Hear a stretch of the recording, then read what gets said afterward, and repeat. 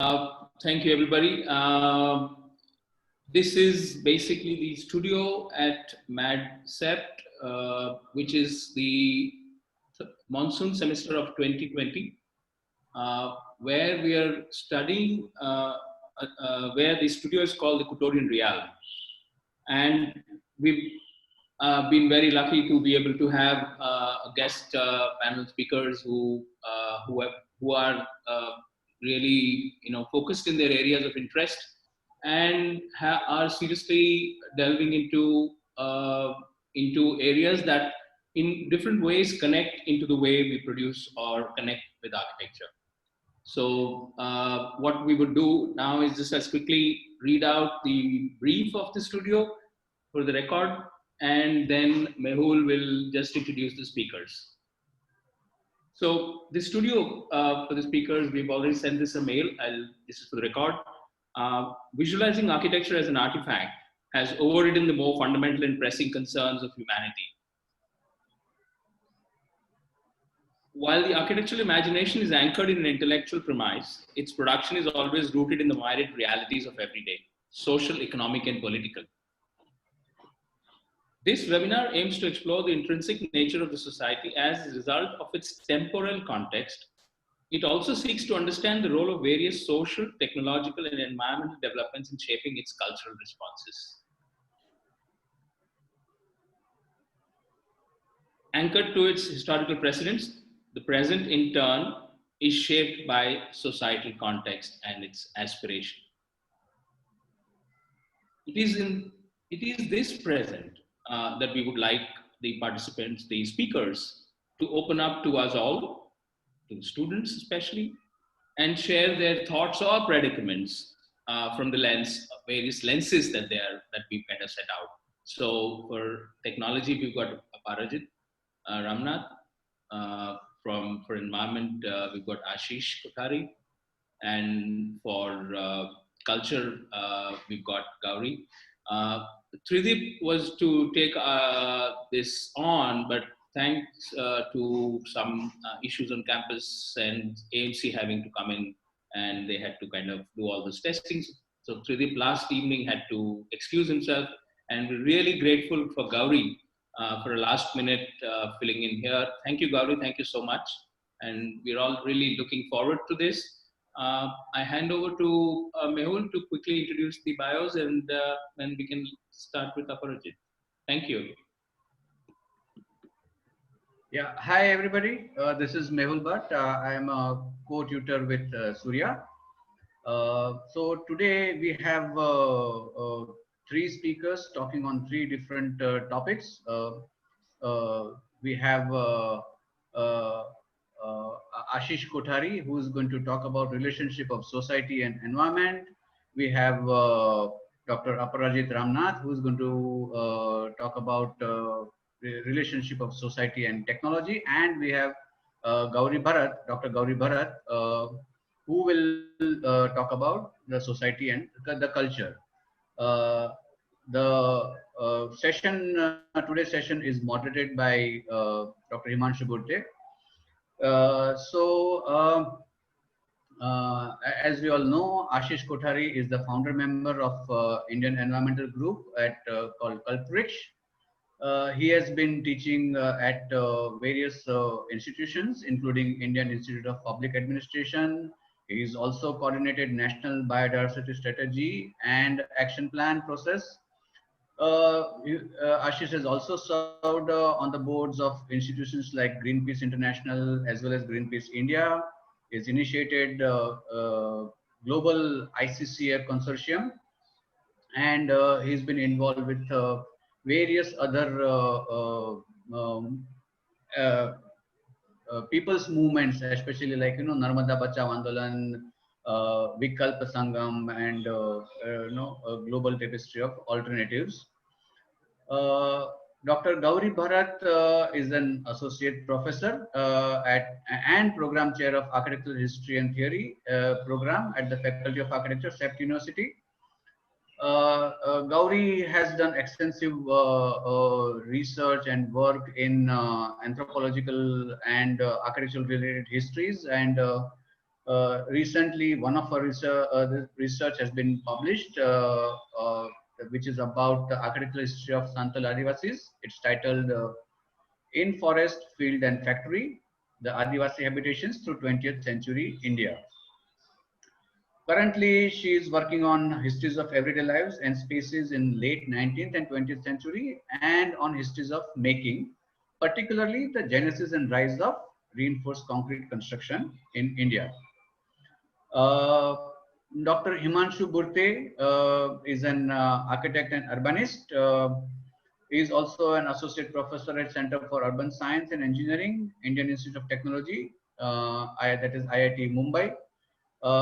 Before that, he has taught for 8 years at School of Habitat Studies, Tata Institute of Social Sciences, Mumbai. And among his recent publications is a guest edited special issue of MAAD, that is the September 2019 issue, titled Infrastructure as Space, Development and its Disconnects. He recently co-edited a book with Amita Bide called Urban Parallax, Policy and the City in Contemporary India, which talks about diverse disciplinary perspectives to deconstruct urban policy in India. Uh, uh, sorry, I think there is some issue here. I'm not able to view things.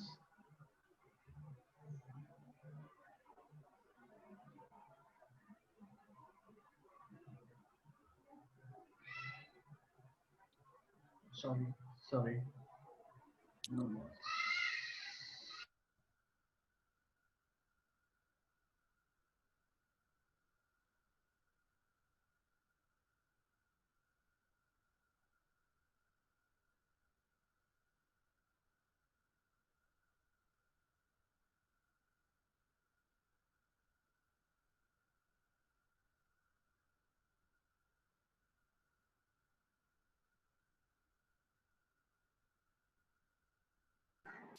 I think Mehul's connection is frozen.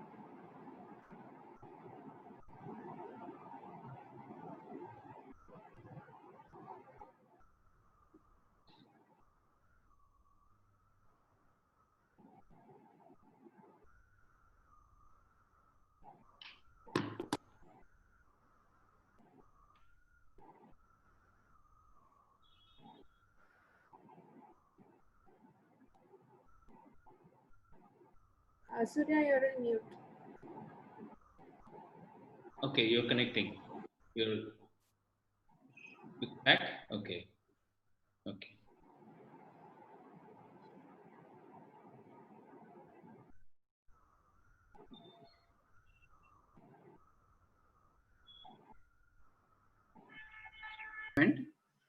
He is a historian of science, technology, and industry in South Asia, and he has authored the book "The Birth of an Indian Profession: Engineers, Industry, and the State" from 1900 to 1947.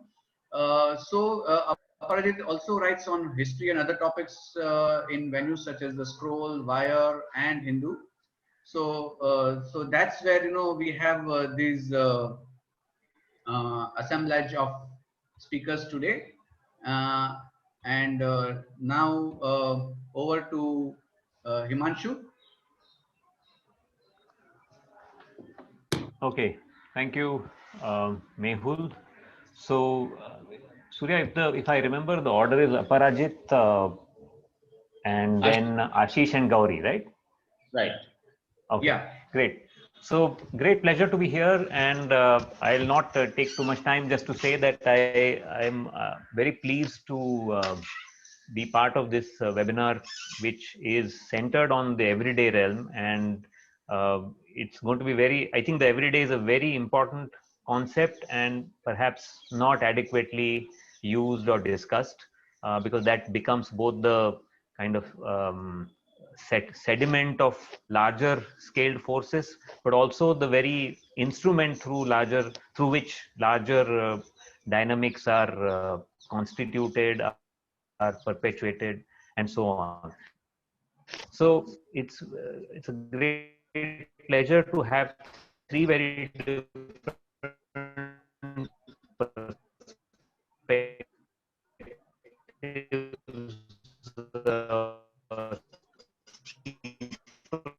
from three very different perspectives,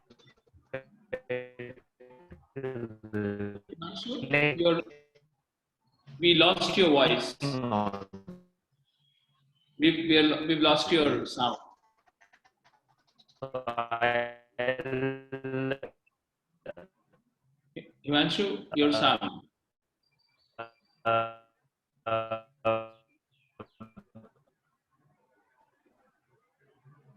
immediately invite Parajit to. Oh, really?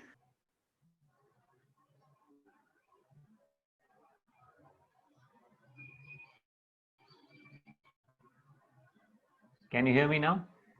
We can hear you clearly, Yeah. but we lost all you said. If you want to kind of just Oh, quickly. Sorry. Everything? No. Yeah, almost. Okay. I would just say great pleasure to be in this Video off. webinar. We want to put your video off for a minute Yeah, when you speak yeah, yeah. Can you hear me now? very clearly. Okay. So I was saying that it's a great pleasure to be in this webinar, especially because the concept of the everyday is not is very important, and yet rarely I think used as a framing concept for a discussion.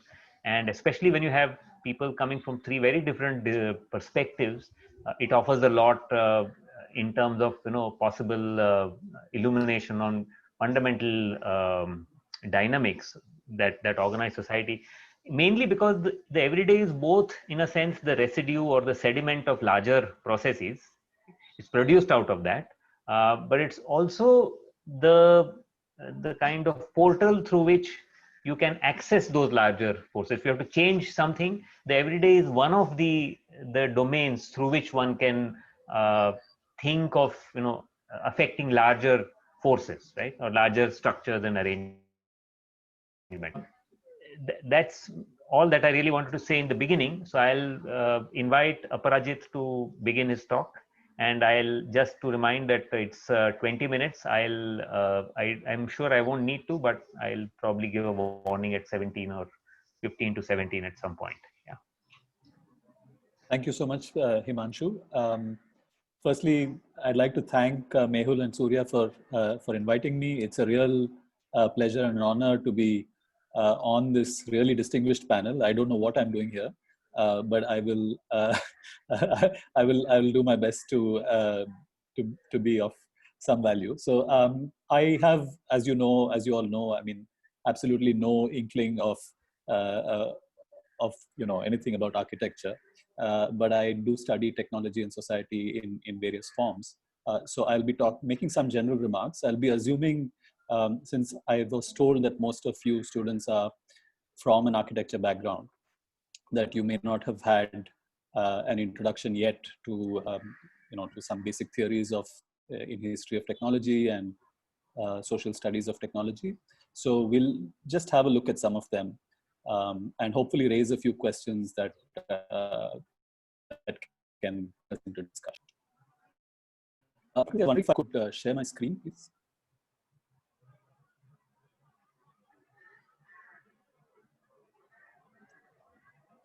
Yeah, you can.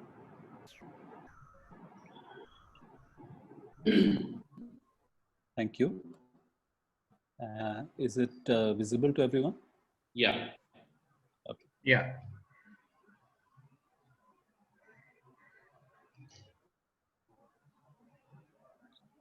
So I was asked to speak about society and technology. I realized late in my preparation that I'm actually speaking about technology and society. I hope that it will not make a fundamental difference. But let's see how it goes.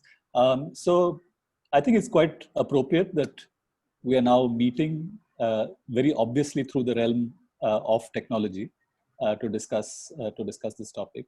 But I thank Himanshu also for reminding me of the framing of this event, which is that of the quotidian or everyday realm, because I think that there's a lot that's important in those thoughts to keep in mind when we think about technology, because the word technology is comes embedded with so much hype and so much so much sort of value judgments attached to it, that we need to prize apart those things and see what we're really talking about.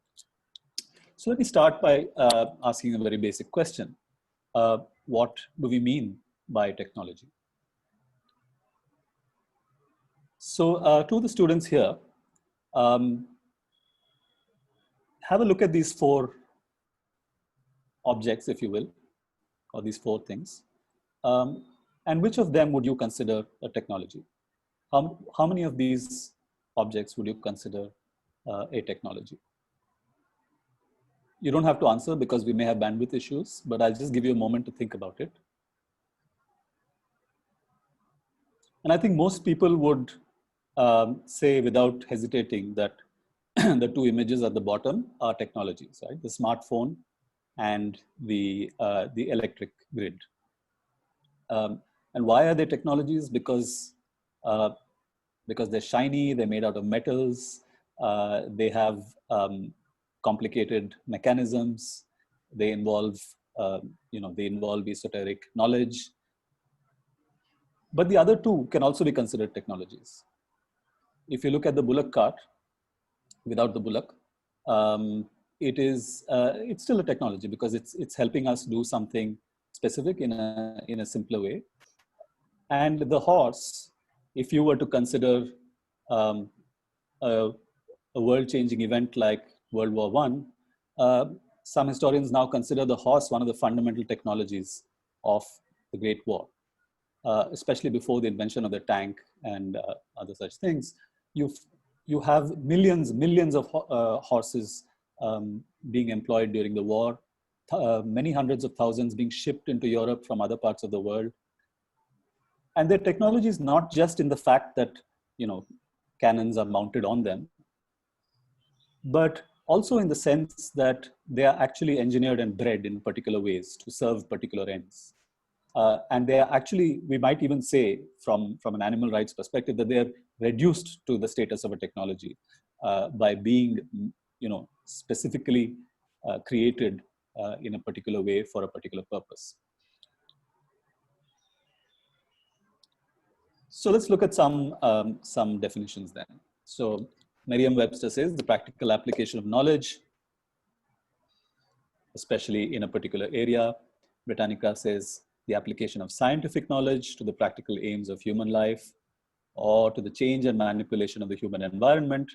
And on a slightly lighter note, or a more philosophical note, if you will, a character in Max Frisch's famous novel Homo Faber says technology is the knack of so arranging the world that we don't have to experience it. So these have some things in common. They're talking about, as I said, they're talking about specialized knowledge. They're talking about specific ends. They're talking about an instrumental view of things. But the word technology has many registers, right? So if you take technology in analogy with other ologies like biology or geology, technology is the study of something, right? We have techniques, we have objects, we have tools, and then the study of all of this was originally technology. It's only in the last 100 years that technology has also come to mean the thing that we use or the system that we use itself, right? So when we're talking, we don't look at a skeleton and say, this is a biology, but we can look at a car and say, this is a technology, right? So in that sense, it is used in a very different way from other analogous words. And this tells us a little bit about the way in which we look at this complex of things. We do, in fact, in our minds, confuse these different registers of the words very often. Are we talking about the thing? Are we talking about the body of knowledge? Are we talking about only a thing, or is it a disembodied system that is spread over large amounts of space? Does it come bundled with human and other non-human actors, or is it only the thing which is a technology? All of these are questions that thinkers have to grapple with. So what's the relationship between technology and society? Let me start, like the TED Talk formula, with a little story. So here's a picture of an icon that all of you are very familiar with, the second Howrah Bridge, or the Rabindra Setu as it's called, in Kolkata, which connects the colonial city of Calcutta with the industrial suburb of Howrah. Now, for most of us, this is an eternal, timeless sort of a symbol of the city, and we can't imagine anything else. But for nearly 50 years, from the 1870s, or more than 50 years, in fact, from the 1870s, this was the Howrah Bridge. This old floating bridge connecting the two sides. And you can see that it's resting on pontoons, which are floating in the water. So it's obviously a different technology, but it would rise and fall with the tide, and it would open to allow ships to move from, coming up from the Bay of Bengal into the docks. All right, so it would move it would open for a few hours every day and be closed again. But around the time of World War I, it was, it's coming to the end of its life, and the government of Bengal had to decide how they would replace it. And they had to replace it because it was a vital, thoroughfare linking these two parts of the city.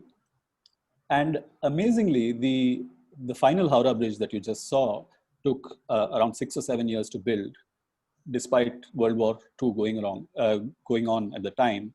But the debates and discussions about what kind of bridge should be built took about 25 years. And so starting from about 1909, you have this intense drama being played out where there are several stakeholders and actors. And this is something that I researched for an article. And so you have engineers who form a committee and have to look at these different options of designs that they might use. So do they use a pier and girder bridge? Do they use a single span bridge? Do they use a suspension bridge? Do they use a floating bridge like the one that used to be there? Or do they use this massive cantilever bridge, which symbolizes modernity and majesty and all sorts of other things? And there are people on all sides. Some engineers, the committee that is formed wants to build a cantilever bridge, but there are other prominent engineers who want to stick with the floating bridge. And the arguments given are not necessarily only about the technical merits of these different designs.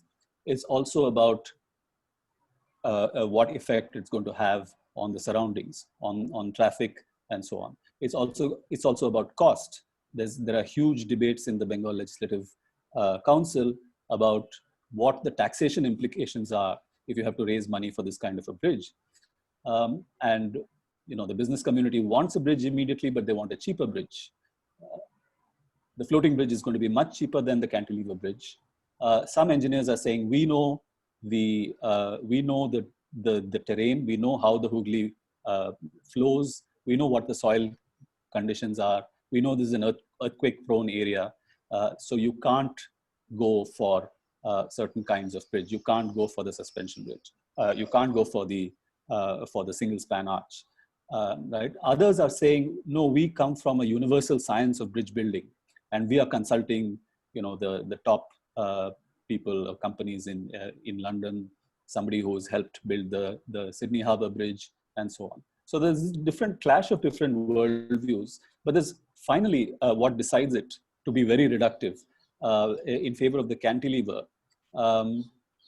is basically a certain it's a political judgment. It's a judgment on what kind of statement and symbolism has to be made, and it's a statement. It's decided also by whether you want a long-term solution or a short-term solution.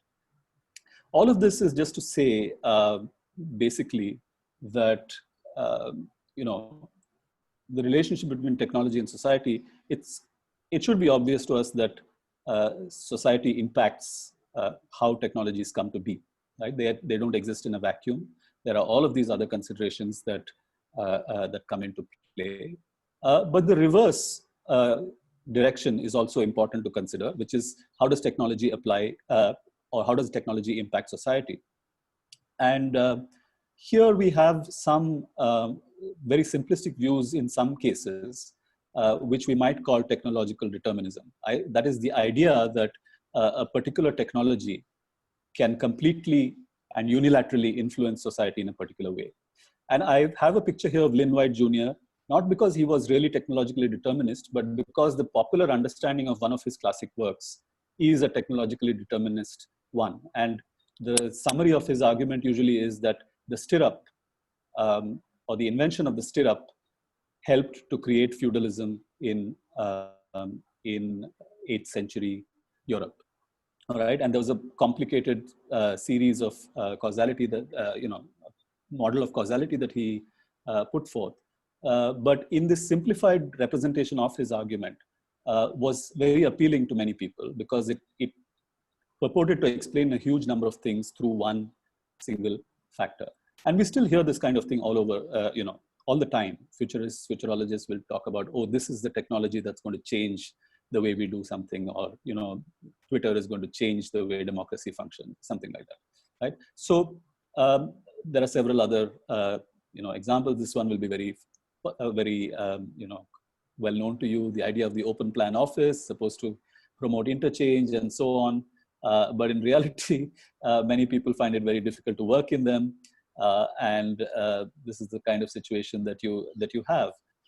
So technology does not always have the consequences that we imagine for it, nor is it a process where it starts and then goes to society. There's always a feedback. There's always, the design process is also dependent, as you all know, on how users find it. Okay, so in a nutshell, we have these two big ideas, that society influences technology and technology influences society. We want to stay away from the two extremes. We want to stay away from the extreme that sees technology as not really a material thing, entirely in our heads based on our social conditioning, and the other extreme, which sees technology as an unchanging thing with its own mind, which will evolve in a particular way, and we humans have to just keep up with it, right? And this is often a story which is told by those who have an interest in letting things go in a particular direction. So all of this was the motivation for a broad range of theoretical approaches, which we might call broadly the social shaping of technology. And they stress essentially that in the formation of a technology, there are always options. There are always options at every stage. At every stage, there is contingency. So actors may decide which of several options to use, either on the basis of utility or on the basis of or of their worldviews or ideologies or political considerations or cost considerations or whatever. So the evolution of technology is not autonomous. It is something that humans control, and therefore it is also a political activity. Right. So these are the bullet points at the bottom are the different traditions of study which have contributed towards this approach to technology. Social constructivism, the idea that that society and its values is embedded in the way we design and build technologies. Industrial sociology is a sort of labor perspective which sees technology as a way in which managers control labor, and so on. So there are several different contributing strands to this body of work, which we can discuss later in questions. So I'd like to leave you with a couple of final thoughts. One is a slide which is not here, but which I'm sure is something that you're familiar with, is David Arnold's book, Everyday Technology. And because that's the theme of today's discussion, I think it's useful to bring that up as well. So Arnold talks, as you might know, about technologies like the bicycle, the sewing machine, the rice mill, and there was a fourth. But basically, things that we use, small things that we use in the everyday, and we don't usually refer to these things when people ask us about important technologies, right? And this is related to the argument made by David Edgerton when he stresses the idea of the importance of use-based studies of technology as opposed to innovation-based technologies. If we look only at innovation, and for all its pluses, the social shaping of technology, which we just looked at, is biased towards looking at innovation or the creation of new technologies. If we look only at innovation, we miss some of the most important things that are happening around us in the world. If you were to take an innovation-centric view and ask anybody what were the most important technologies of the 20th century, says Edgerton, they would say the rocket, the atom bomb, the computer. But if you actually looked at the things that were most used, that influenced or impacted the lives of most people around the world, especially the poor world, as he calls it, in the 20th century, you'd find that they were the old things: corrugated iron, bullock carts, in fact, and many other things. So this is not to say that that this is not a position against or for certain technologies, but the idea is that we need to go beyond this sort of this hype which equates technology only with the new and with the shiny and with the spectacular. We need to find technology around us in all the things that we are doing. We need to see the technologies that are already embedded in our everyday world, and perhaps that could also help us in being a little bit more conscious of our agency as we go forward in what we think of as a very technological realm. Thank you very much. Thank you, Aparajit. That was very interesting, a very useful kind of setting of the stage and the frame for discussion, along with society and technology 101. So, and of course, thank you from my moderator self for keeping well to time. Correct. Okay, so we'll move now to Ashish. Ashish, it's all yours. Thanks. Can you hear me? Yeah. Yes. Okay. Thanks. Parajit, maybe if you can stop I can still see your slide. So. Okay. So I think mine is going to flow rather nicely from what you just heard, because I think one of the things I got from what Aparajit said was also about what is it that we are seeing and what is it that we are not seeing.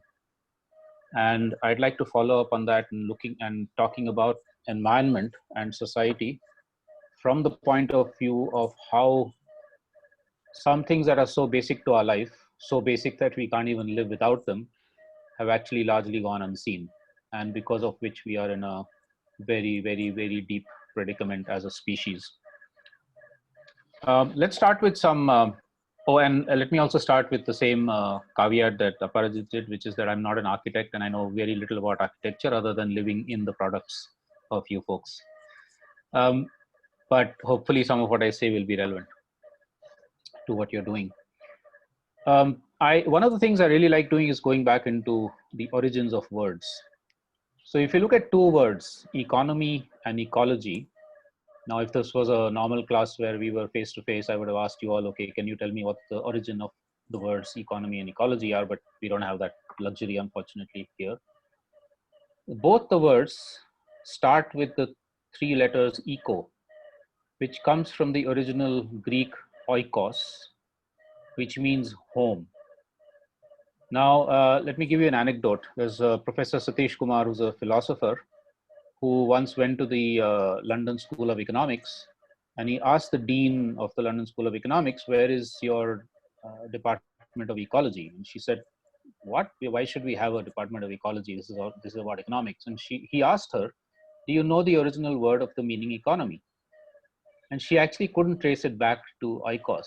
And he said, if economy is about the management of home and ecology is about understanding the home, what would you rather do first? Would you want to first understand home in order to manage it, or you want to just go ahead and manage it without understanding it? And that's one of the most interesting and tragic aspects of our modern life, that we have thought of economy, and within that economic development and so on, as being external to, or environment as being external to the economy, rather than actually being embedded, rather than economy being embedded within our ecological systems. And the outcome of that over the last couple of 100 years or 300 years or whatever, and especially in the last 70, 80 years of so-called economic development, growth-based development and so on, is that we've outsourced our impacts, our economic impacts and our impacts as human beings to the earth, which has absorbed it over many centuries and decades, but is now hitting back. Whether it's consciously hitting back or not is a separate realm of whether we get into spirituality or not, but it's hitting back in one way or the other. And COVID is one of the biggest examples of that, where the kind of ecological devastation that we have wrought, especially on forests, especially on rainforests, but also very heavy exploitation of the animal kingdom and so on, has in fact made a number of viruses, including the COVID virus, jump from their animal hosts, non-human animal hosts, into the human realm. What this kind of separation enables us to do is to think of the rest of nature as not being entities in themselves, not being things that need to be respected just like we would respect a human being, but as objects of exploitation. When you separate it, unlike all cultures in the past, what modern Western culture does is to make that separation. And that's why we think of nature. We don't say the rest of nature, we say humans and nature. We don't say humans and the rest of nature, because we don't consider ourselves as part of nature. You can exploit, it's the othering, which is what we also do sometimes within human society, but it's the othering of other species that makes us, that enables us to have that kind of exploitation. The other externalization, so to speak, or alienation that's taken place is with regard to those of us who live in the modern so-called developed realm, and those who are still living their lives very deeply enmeshed with, interconnected with, dependent on the rest of nature. 600 million, 700 million people in India, for instance, are living those kinds of lives. Farmers, pastoralists, craftspersons, many numbers of craftspersons, fishers, forest dwellers, and so on. And increasingly in the process of modern economic development, we have thought of those livelihoods, and I'm deliberately calling them livelihoods and not jobs, and I'll come back to that in a minute. We've thought of those livelihoods as being outmoded, as being primitive. By the way, the word primitive is actually a good word if it is used in the right way. The primitive simply means the first ones, which is great. But we think of primitive as being like old-fashioned, outmoded. It should be left to the dustbin of history. And in the place of those sorts of livelihoods, we have created jobs. So if you look at it, I mean, I don't know if any of you has ever wondered, why do we have this weekend and weekday concept? It was never there. For most part of human history, we never had a concept of weekday and weekend, because livelihoods are occupations that were part of cultures, that were part of social relationships, that were part of an everyday life. It wasn't that I was going to be doing this work and then I'm going to come and enjoy myself, which is unfortunately what we've done right now. We have a 9-to-5 job. Many of you will soon have it. And then we desperately wait for 5 o'clock, or we desperately wait for the weekend to enjoy ourselves, rather than saying, why can't we actually have occupations that are enjoyable, which are then livelihoods? And I call this process of what's happened a move from livelihoods to deadlihoods. So we've killed off, or are killing off, immense numbers of livelihoods which were linked to the land, to nature, etc. And we're creating, for the better part, not everybody, but for the better part, jobs that are in fact soul deadening and the more deadlihoods, which is why you find this incredible dissatisfaction in, for instance, the IT world. And in that process, therefore, we then also push back, displace various different knowledge systems, the knowledge systems that have grown with living with the land, with living with the other species and so on, traditional knowledge systems. And that would include, of course, also knowledge systems relating to building, architecture, settlements, and so on. Now, I think what COVID has done is to actually very sharply expose these fault lines in our society. The fault line between humans and the rest of nature, the fault line within human society of those who are benefiting or think they're benefiting or we are benefiting from the economic development that's around us, and those who are actually losing out. And we saw that very sharply exposed when we looked at the fact that tens of millions of people were suddenly unemployed or became that much more vulnerable during COVID period because of the economic lockdown.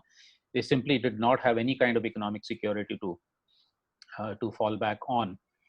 And it's not surprising because 90% of India's workforce is actually in the informal sector. All of our economic development, all the rapid economic growth of the last 30 years or so has actually only managed to further marginalize and make more vulnerable this huge section of population. The other big fault line I think that's been exposed in COVID is that of economic globalization. We have most countries of the world have moved deliberately into being part of the global economy. We did that in India in 1991. Many other countries did it before or after. Now, that sounds good because we seem to think that the global trade of goods and services and so on is good because some countries are good at producing something, some are good at producing something else, and it's best to trade it and it makes economic sense. But actually, if you look at it in a more holistic sense, it doesn't make any sense at all. It makes no sense for apples or pears to be grown in Argentina to be shipped to Bangkok and pulped and packaged there and then gone to USA to be sold in a supermarket. But that's actually what happens. That's not science fiction. That is what actually it does happen. And what COVID has done is actually show us the enormous fragility of that kind of an economic system. It's either because we depend on somebody else very far away or something else very far away for our basic needs, like water, for instance, or we depend on faraway markets for selling our produce. And this is one of the biggest problems, for instance, with things like crafts or with farmers and food. We saw in COVID that they could not actually get to the faraway markets to be able to sell their produce. And in this period, the things that worked the best were when local economies were still secure, when people were still growing their own food, so at least they had food security, or they had localized market exchanges which they could still reach their goods to, but not where it was larger economic exchanges. All of this is, of course, not just COVID. It's also something that's come up very, very sharply in the climate crisis, in the biodiversity crisis, in the crisis of conflicts between countries. It is a crisis that is emerging more and more as countries try and maximize their economic growth by things like big dams. So for instance, China wants to dam the entire Brahmaputra. We won't get any water from there. India has already partly dammed the Ganga, so Bangladesh doesn't get enough water. We want to dam the Indus, so Pakistan won't get water, blah, blah, blah, blah, blah. It just goes on and on and on. And we actually just create more and more conflicts with the rest of nature and with each other. What is the solution to this? How do we get out of this mess? Technologies can certainly help us. And I'm sure Aparajit can talk to us more about that.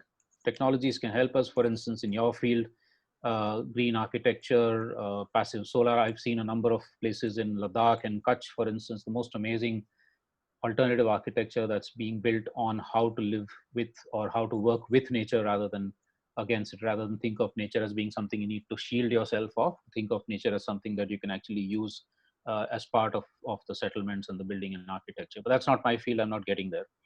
So technology certainly is part of the solutions, but even there's a catch, and I'll come back to that in a minute. However, if you think of technology or managerial fixes or market fixes, for instance, carbon taxes, or now people are talking about this huge geoengineering, that is planetary level technological engineering that will then allow sunshine in much less or whatever it is, so global warming will suddenly become cooling, etc. I mean, we're dreaming all kinds of incredible stuff. But to my mind, these things are not going to fundamentally solve the problems at all. Because the fundamental problems are not about technology. It's not about how to better manage something. The fundamental problems are who takes decisions, for whom, for whose benefit, and how.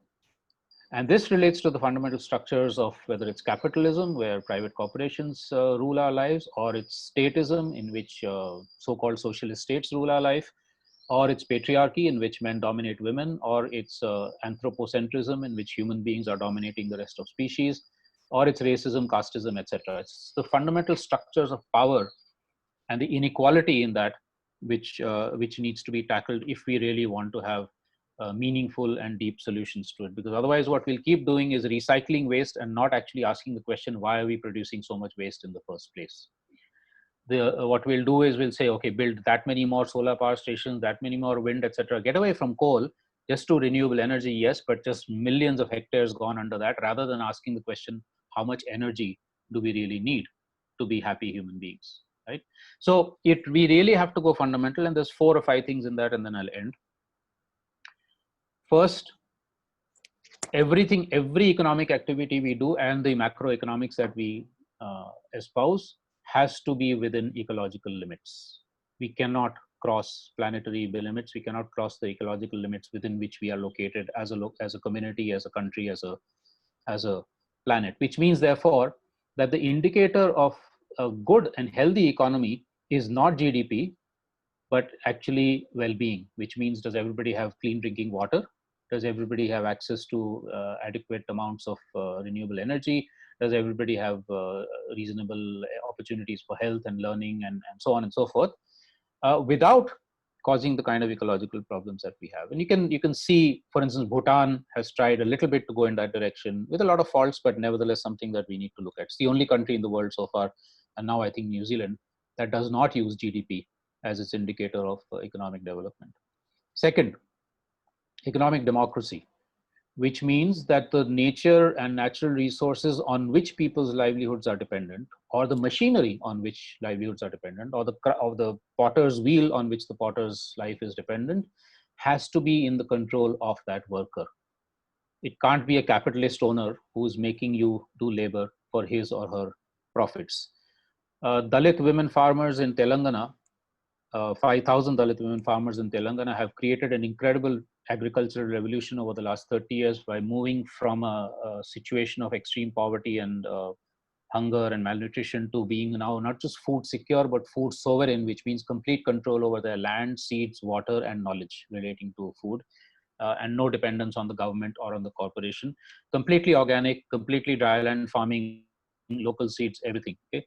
And their argument is that unless the basic needs that we need, that we depend on, that our lives depend on, are in our control, we are not actually sovereign human beings. We're not free.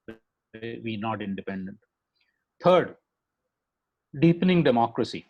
Unfortunately, most of us tend to think of democracy as going to the elections once in 5 years and then hoping to hell that the government we choose will do the right thing for us. We've forgotten the fact that the original meaning of the word democracy is power of the people, demos and kresi, not power of those we elect, not power of bureaucrats, etc., etc.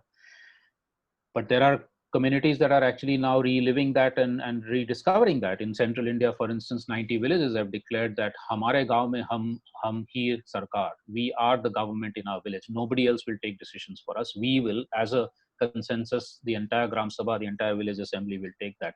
In Bhuj, in Kutch, a number of communities have moved slowly into saying, okay, in our community, especially in the so-called slum communities, we will be central to decision making. We can't leave it to the corporators and the bureaucrats and so on. So that actually is democracy. That's the Swaraj that Gandhi spoke about.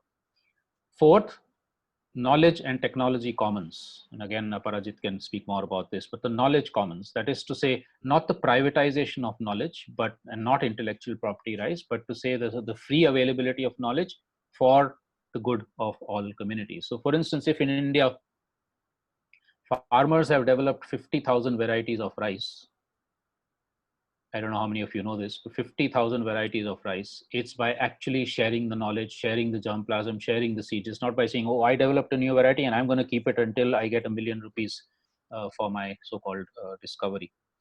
Knowledge commons, knowledge hybrids. A lot of the examples that I would have told you if I had more time are actually about people saying, yeah, we respect and we will build on our own local traditional knowledge, but we will also accept and absorb if there's stuff in modern knowledge that is useful. And this is again how, for instance, Hunar Shala, whom I'm sure you know in Kutch, does a lot of its architecture, understanding the traditional architectural system and knowledge. Or for instance, ACT, again in Kutch, is working on water self-reliance by hundreds of villages using local traditional water systems, along with modern hydrological knowledge. And so then who is an expert becomes a big question mark. Is it only those who learn and get trained through institutions like yours? Or is it also the so-called illiterate Dalit woman farmer who can grow 40 varieties of crops on her 3 acres, feed an entire family of 8 people, and still be able to sell for 2 lakh rupees in the market on dry land, completely organic? Is she the expert, or is the guy who writes about agriculture in a newspaper the expert? Or maybe both. But we have kind of thought that it's only those in the formal institutions and who have PhDs who actually become experts. And therefore, the whole education system needs to be completely redesigned like this. And finally, issues of social justice. Because we do have in India and elsewhere in the world, we have lots of traditional inequalities, whether it's caste, gender, etc., and a lot of modern new ones. And in fact, unfortunately, the worst of the modern inequalities are linked up with the worst of the traditional ones into a very toxic package, which we see right now with casteism and so on. And so therefore, looking at social justice also is very much part of this. I'm sorry, I'm probably going well beyond environment, but my own understanding of environment over the last 40 years of working is that you can't think of it only as trees and tigers and so on. Of course, that's fundamental, but it goes well beyond. It looks at all of these different aspects, which I'm sure also the other two speakers would also be, I'm sure, in agreement with. So just to say that a lot of what I've spoken about actually is learning from real life examples on the ground, what people are actually doing. This is not abstract. It's a framework built on the basis of what the Dalit women farmers and the Adivasis of central India and the slum dwellers of Bhuj and hundreds of other examples, which are available on a website that we run called vikalpsangam.org. Please do take a look. If any of you at any time are feeling depressed, like before the exams or after the exams, I don't know if you people have examinations or not, but I used to, please go to this website. You'll cheer up at least for a little while. With that, I'll end, and maybe in the discussion, I can give some more examples or elaborate on this. Thank you. Thank you, Ashish. That was wonderful. And I'm so glad you continued the track of expanding from the center given to you, which is environment into society. So I think we have set up two very nice kind of extensions of technology and environment into society. So now Gauri will speak and we will hear, I presume, something about the cultural dimension, though in relation to, of course, technologies and everyday. All yours, Gauri. Thank you, Himanshu. And it's very exciting to go after two wonderful talks. And my caveat compared to the other two is that I am an architect. So my talk about culture is really from the perspective of how architecture gets implicated within cultural formations of various sorts. But I'd also like to start with how within architectural discourses, and I'm going to say we quite loosely here to talk about architects, primarily designers, and what their entry point into the question of culture is, and then build on how it is much more. So generally, broadly speaking, obviously culture is a fairly loose catch-all term that incorporates customs, art, forms, knowledge, questions of identity, their material manifestations of all these things, typically associated with with members of specific social groups.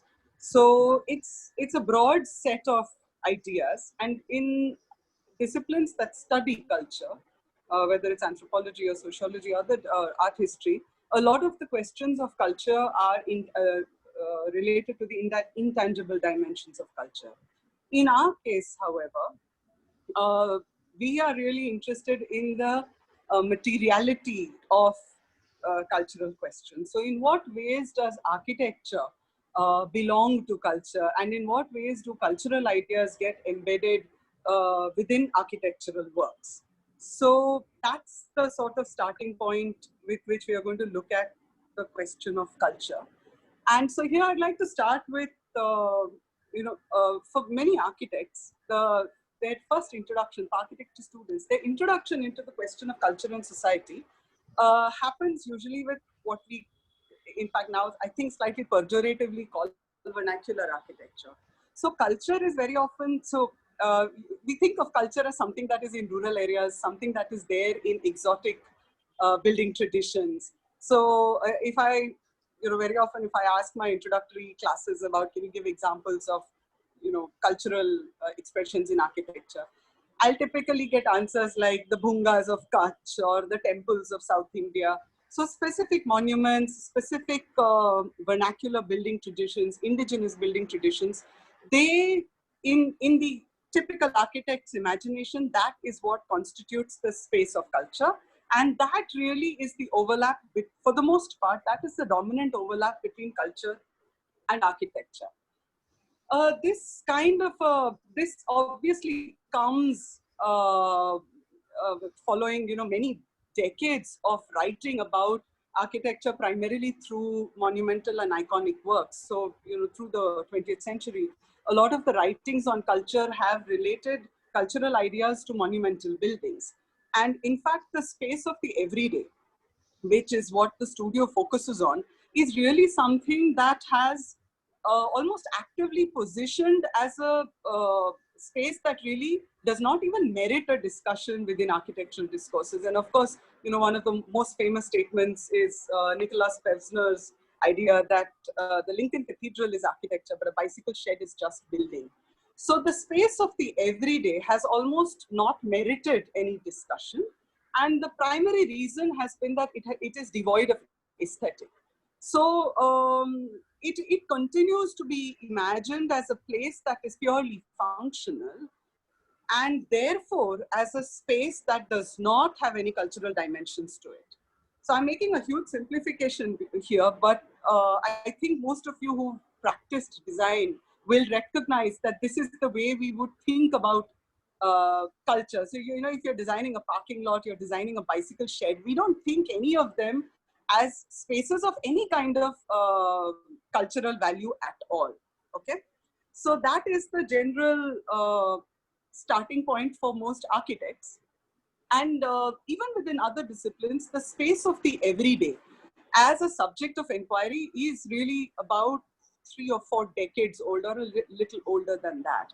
But in most other disciplines, whether it's anthropology or it's history or art history, there has been a lot of perspectives that have been advanced on questions of how do we think of the space of the everyday?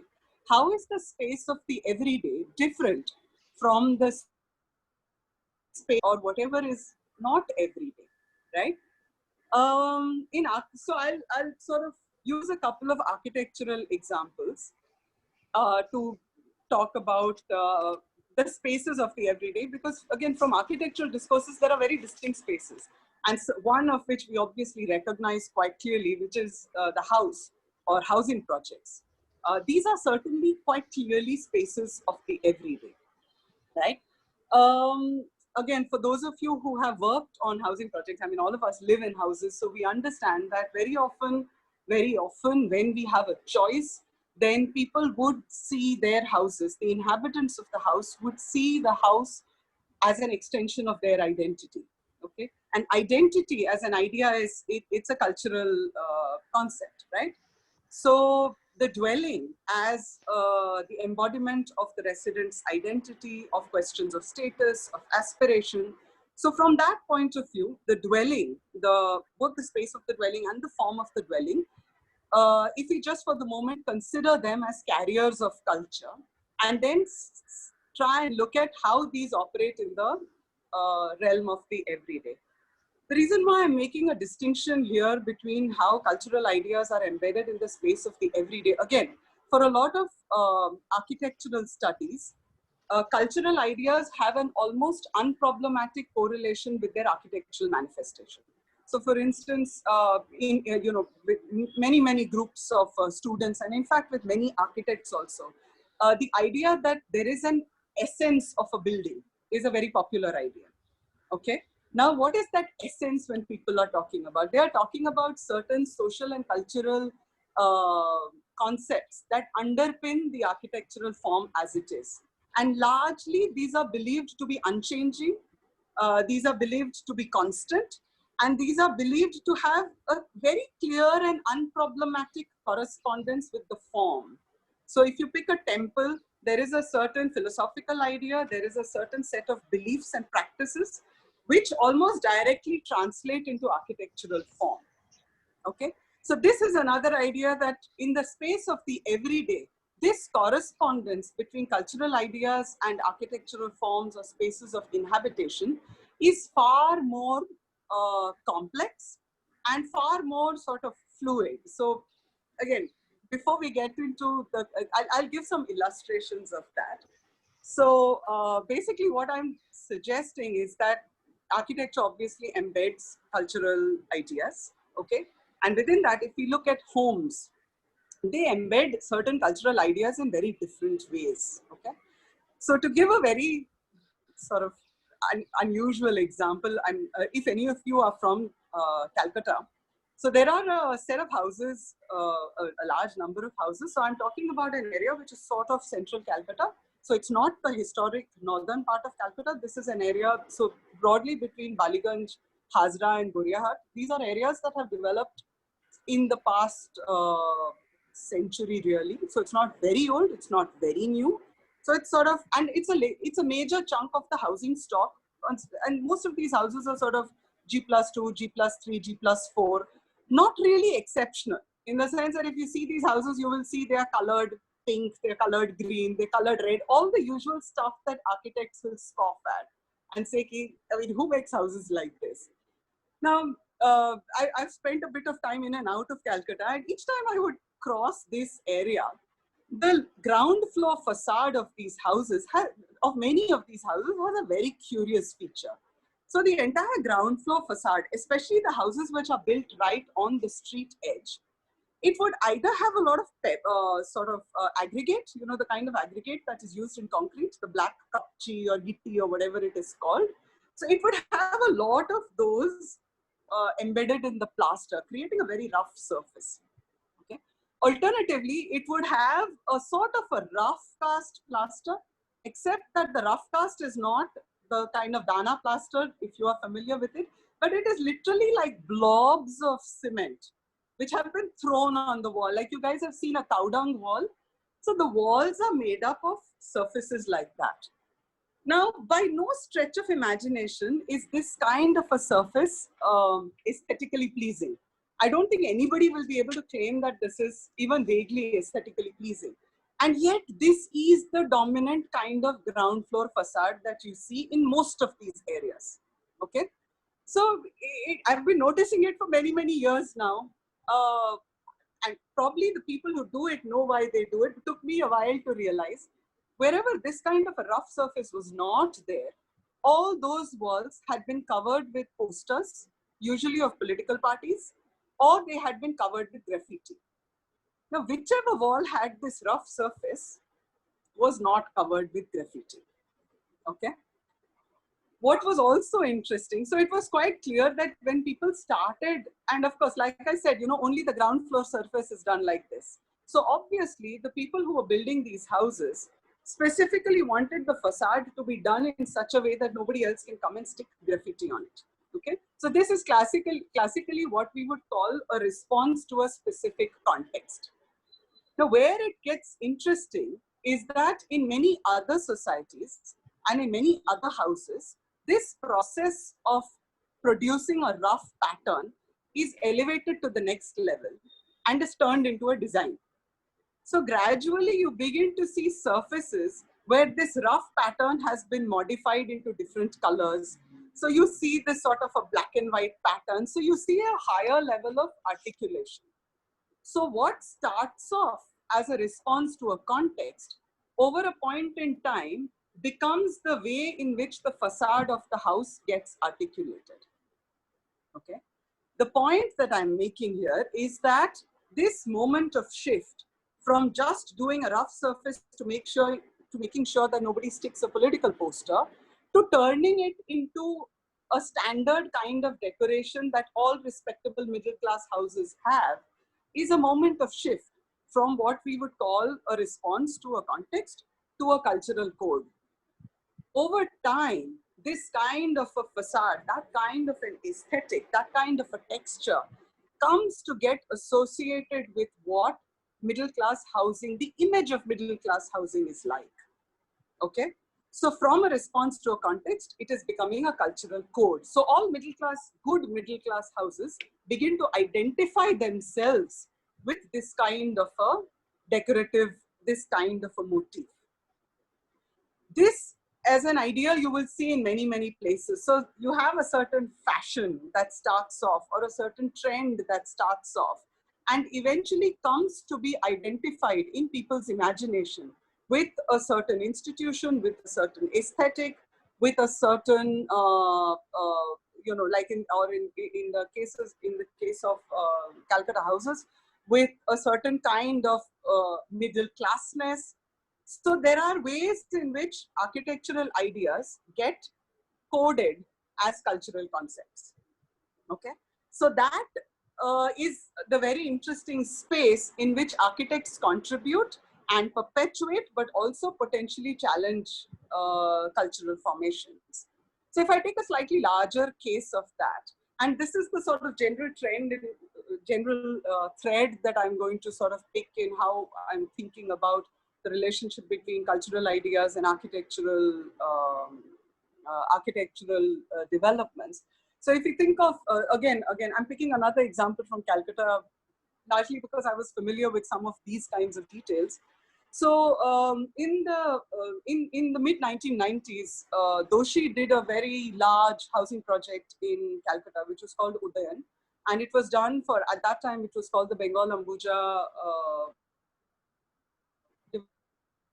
Development and Ambuja Cements. And the company eventually became Bengal Ambuja, and today it is Ambuja Neotia, I think. So this was one of the early projects in Calcutta, which was a large mass housing project.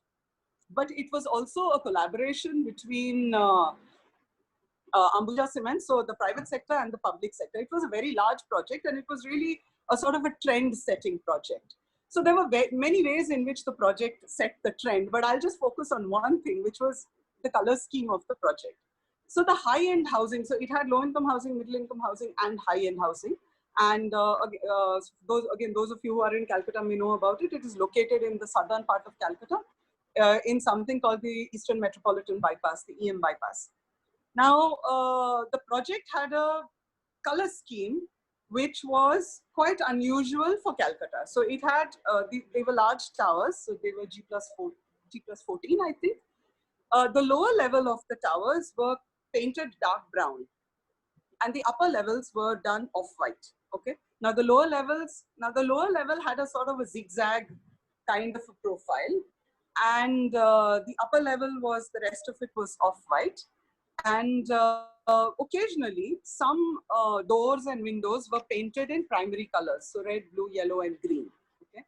Now, when the other architects involved in the Neelkant Chaya, Sohan Neelkant, and Kallol Joshi at that point in time, they were approaching this color scheme from the question of monotony, which is a very important challenge in most mass housing projects. They look extremely boring.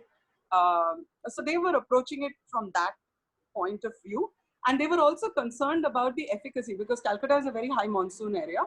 So colors don't survive, especially colors at the lower end of the building. They tend to get splashed quite a bit. So again, they were thinking of this as partly a response to monotony and of the climatic conditions. Very interestingly, for the first few years, the project was finally completed in 2002 and 2003. Before the project was completed itself, there were a number of other mass housing projects that had started to come up in various parts of Calcutta. And very interestingly, a very large number of those projects replicated almost the same color scheme. Okay. Now it is tempting to say that those people were just copying. What is more interesting is to ask why were they copying? Because one thing that architects rarely like to do is to copy. You don't copy from others. You creatively stand out as an individual. One of the reasons why there was a need to sort of, not a need, but there was an urge to copy, was to culturally align themselves, to identify with what the with what the Neotia group had already done. So there was a clear need to identify, look, and I'm saying this very, very crudely and very simplistically, but it's a way of signaling, look, we are doing something that's almost as good as the Neotias. We've at least got the colors right. Yeah. And that is, again, the idea. In one project, it starts off from specific impulses, but it becomes a widespread cultural code for what a good housing project is, what an innovative housing project is. Those of you, okay, I have a little bit of time. So those of you who are familiar with the Prahlad Nagar Road in Ahmedabad here, you will notice something quite similar. So, I mean, I don't know whether you will notice it, but I can tell you. So the Prahlad Nagar Road has been developing since the 1990s, I think, but there is a very specific aesthetic to developments in different decades. So there is a period in the 1980s and the 1990s when a whole lot of commercial buildings were off-white in color. They had plaster moldings which were in white, and they had sort of pseudo brick red colored roofs. So they were all modeled after Venetian this and Greek that. And that was the popular aesthetic in the 1980s and the 1990s. By the 2000s, this slowly starts getting replaced with buildings that are color coded in the range of gray, brown, and mushroom. And the person who arguably can be credited with that aesthetic shift is architect Apurva Amin. Because Apurva Amin's buildings were highly desirable. They were fantastic. I mean, they were hugely desired. Everybody wanted to get a building that Apurva Amin was building in the space of housing. So a whole lot of other architects who were not, buildings were not being designed by Apurva Amin, but at least they were imitating the colors. So again, what I'm basically suggesting is there is a cultural code around what good or cool or sophisticated or latest housing is. And that gets materialized through a repetitive or a copied color scheme. Now, some of you may be thinking, but ये तो copy कर रहे हैं, इसमें cultural code क्या है? What is the cultural code in this? Yes. Gauri, I'm couple of minutes. Okay. Done. This point and then one last one. So the idea of mass housing is one of those things that is situated between design innovation and being a commodity. Okay. It tackles people who are, it is open to people who are coming there as customers. So it is being designed for an unknown audience, which means mass housing projects must nearly always fit in within the cultural expectations of what housing is and what houses can be. At the same time, there is a need to be innovative and different, but you can't be too different. Because if you're too different, you shift out of the cultural comfort zone of potential home buyers, okay? And this is an area where we don't think much about cultural norms, but most architects voluntarily or involuntarily are responding to cultural codes around what acceptable building forms, what acceptable aesthetics are. And I'll just finish with one tiny example of a very well-known architect working for a very well-known person in Ahmedabad. Again, those of you who have practiced will recognize that Vastu is a make or break cultural code these days. You can get everything right. If you get your Vastu wrong, your building is pretty much unusable, right? So there was this one architect, he is known for very, very high standards. It's a he and a she, known for very high standards, had a particularly tricky client who wanted the bed to be designed in 100% Vastu compliance. And it just wasn't possible given the location of the bedroom. What that architect did, he designed a circular bed located right in the middle of the room. आपको जिस direction में जब घुमाना हो, आप घुमा देना. What the architect had done was made a huge cultural statement as well. And many architects now are actually suggesting rotatable beds to their clients to get around the impossible cultural question of Vastu compliance. So I would just finish with that to say that as architects, we are dealing with cultural conditions, and the more aware we are of how cultural mores operate, the better position we are to be able to navigate them with some degree of agency. Thank you. Thank you, Gauri, for a fitting finale to this series of three very interesting, very stimulating statements. And of course, the richness, the individual richness of each of these statements makes it simply next to impossible for me to actually draw strands out, and almost perverse to draw some strand out and connect and create some kind of construct for conversation. But however, such is the need of the hour, and we shall endeavor to please. So, as all of you were speaking, one of the key underlying, a number of different themes came up. Okay? But one thing that particularly relevant to this moment and this discussion that is underlies all three presentations in very different ways is the relation and the tension between the everyday and the exceptional, the everyday and the outstanding, the everyday and the extraordinary. And we see that there is on the one hand, a kind of hierarchy that has been instituted, where the everyday is ordinary and therefore devalued. theek hai, I see some trees outside, no big deal. Especially trees that are native to my region. But when I see an exotic plant, it's something kind of exciting, and I want that in my garden. So that is one tension that I think that is not only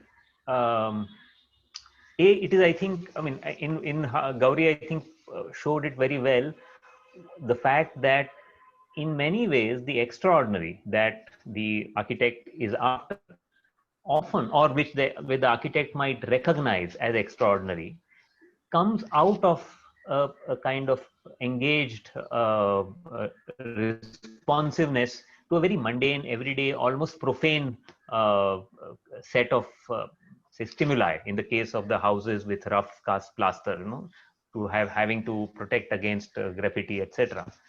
And that creates something which is a distinct identity. And yet, especially showed us in the broader technological realm, it is the exceptional that we value more. And I think perhaps nature being the most being the ground of the everyday in many ways, is not nature and those closest to it. What Ram Guha and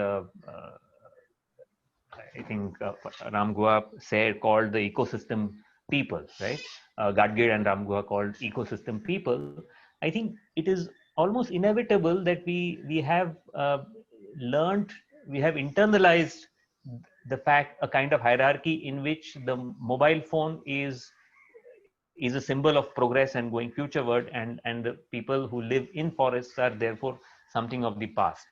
So two, I think in this conversation, particularly in relation to the academic setting of most of or this conversation really, one very important thread I want to tap is to do with knowledge. And the way knowledge or knowledges on the one hand, and the access that is constantly being negotiated by knowledge, but also by the other side with power. And we see that it is, and where this question comes from is really, I wonder, where do we think that this hierarchy, a kind of artificial hierarchy between the everyday and the extraordinary, what are the roots of that? What is the genesis of that?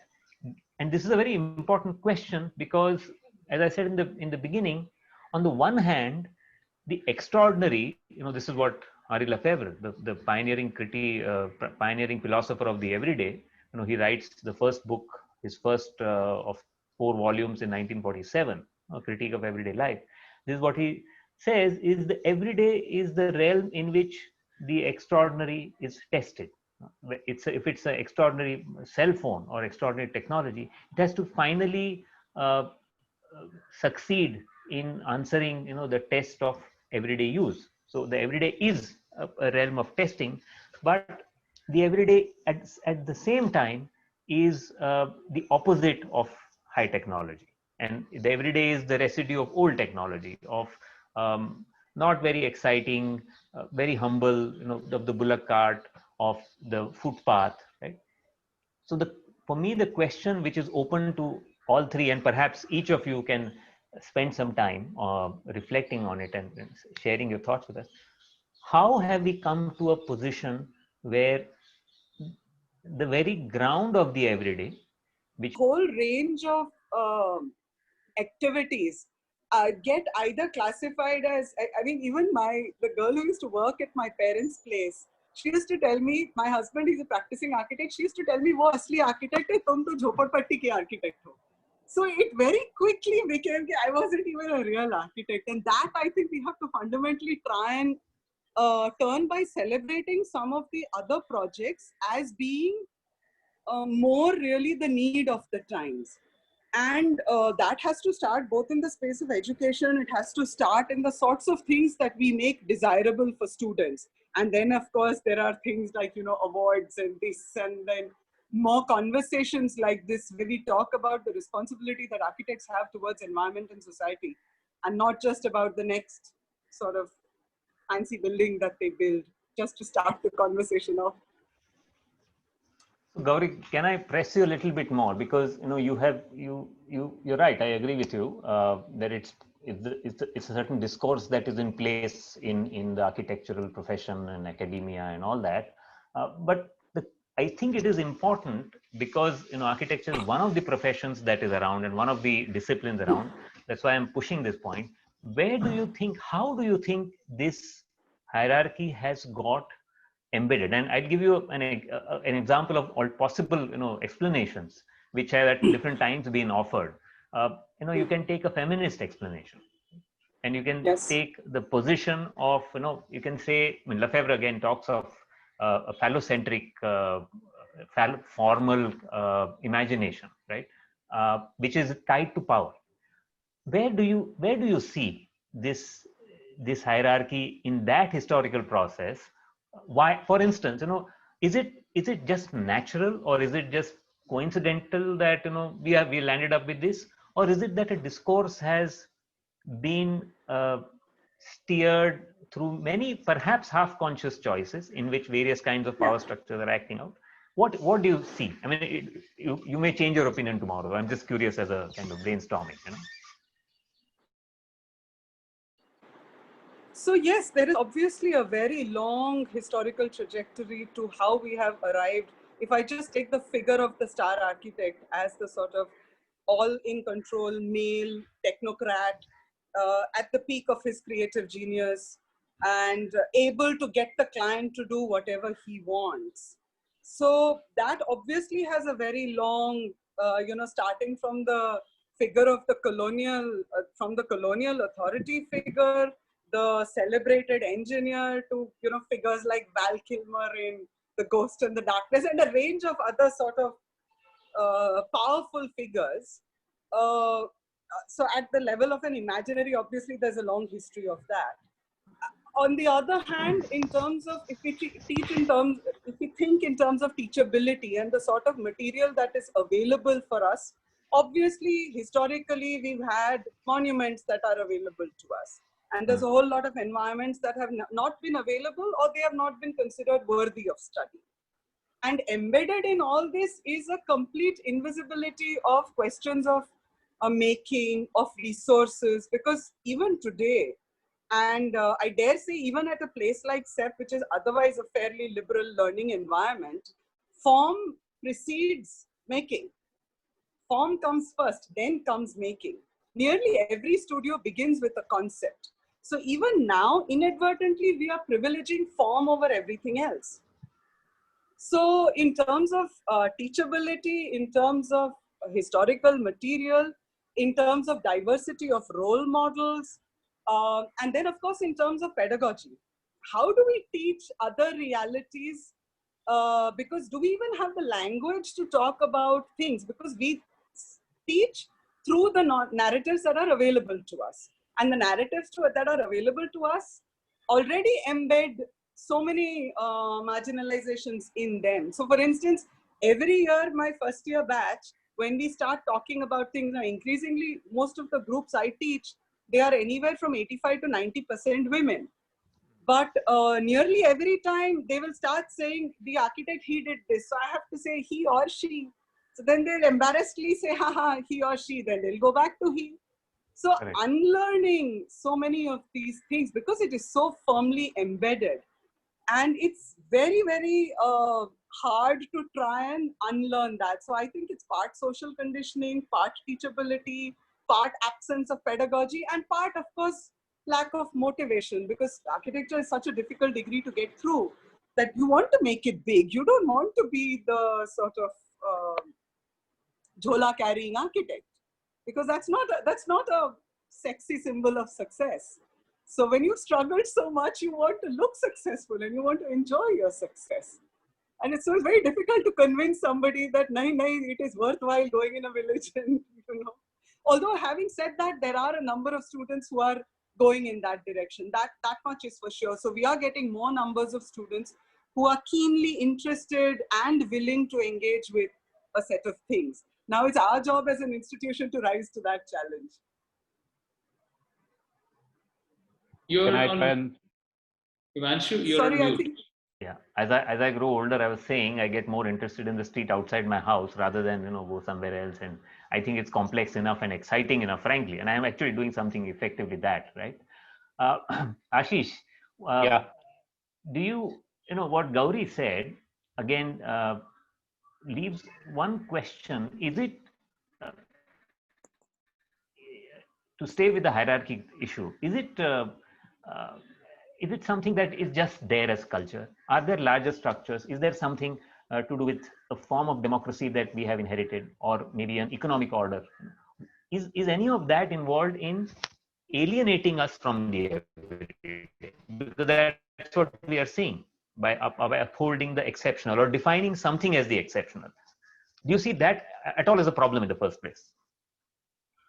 yeah. So I just put in the chat box a document we came out with 2-3 months back called "The Extraordinary Work of Ordinary People."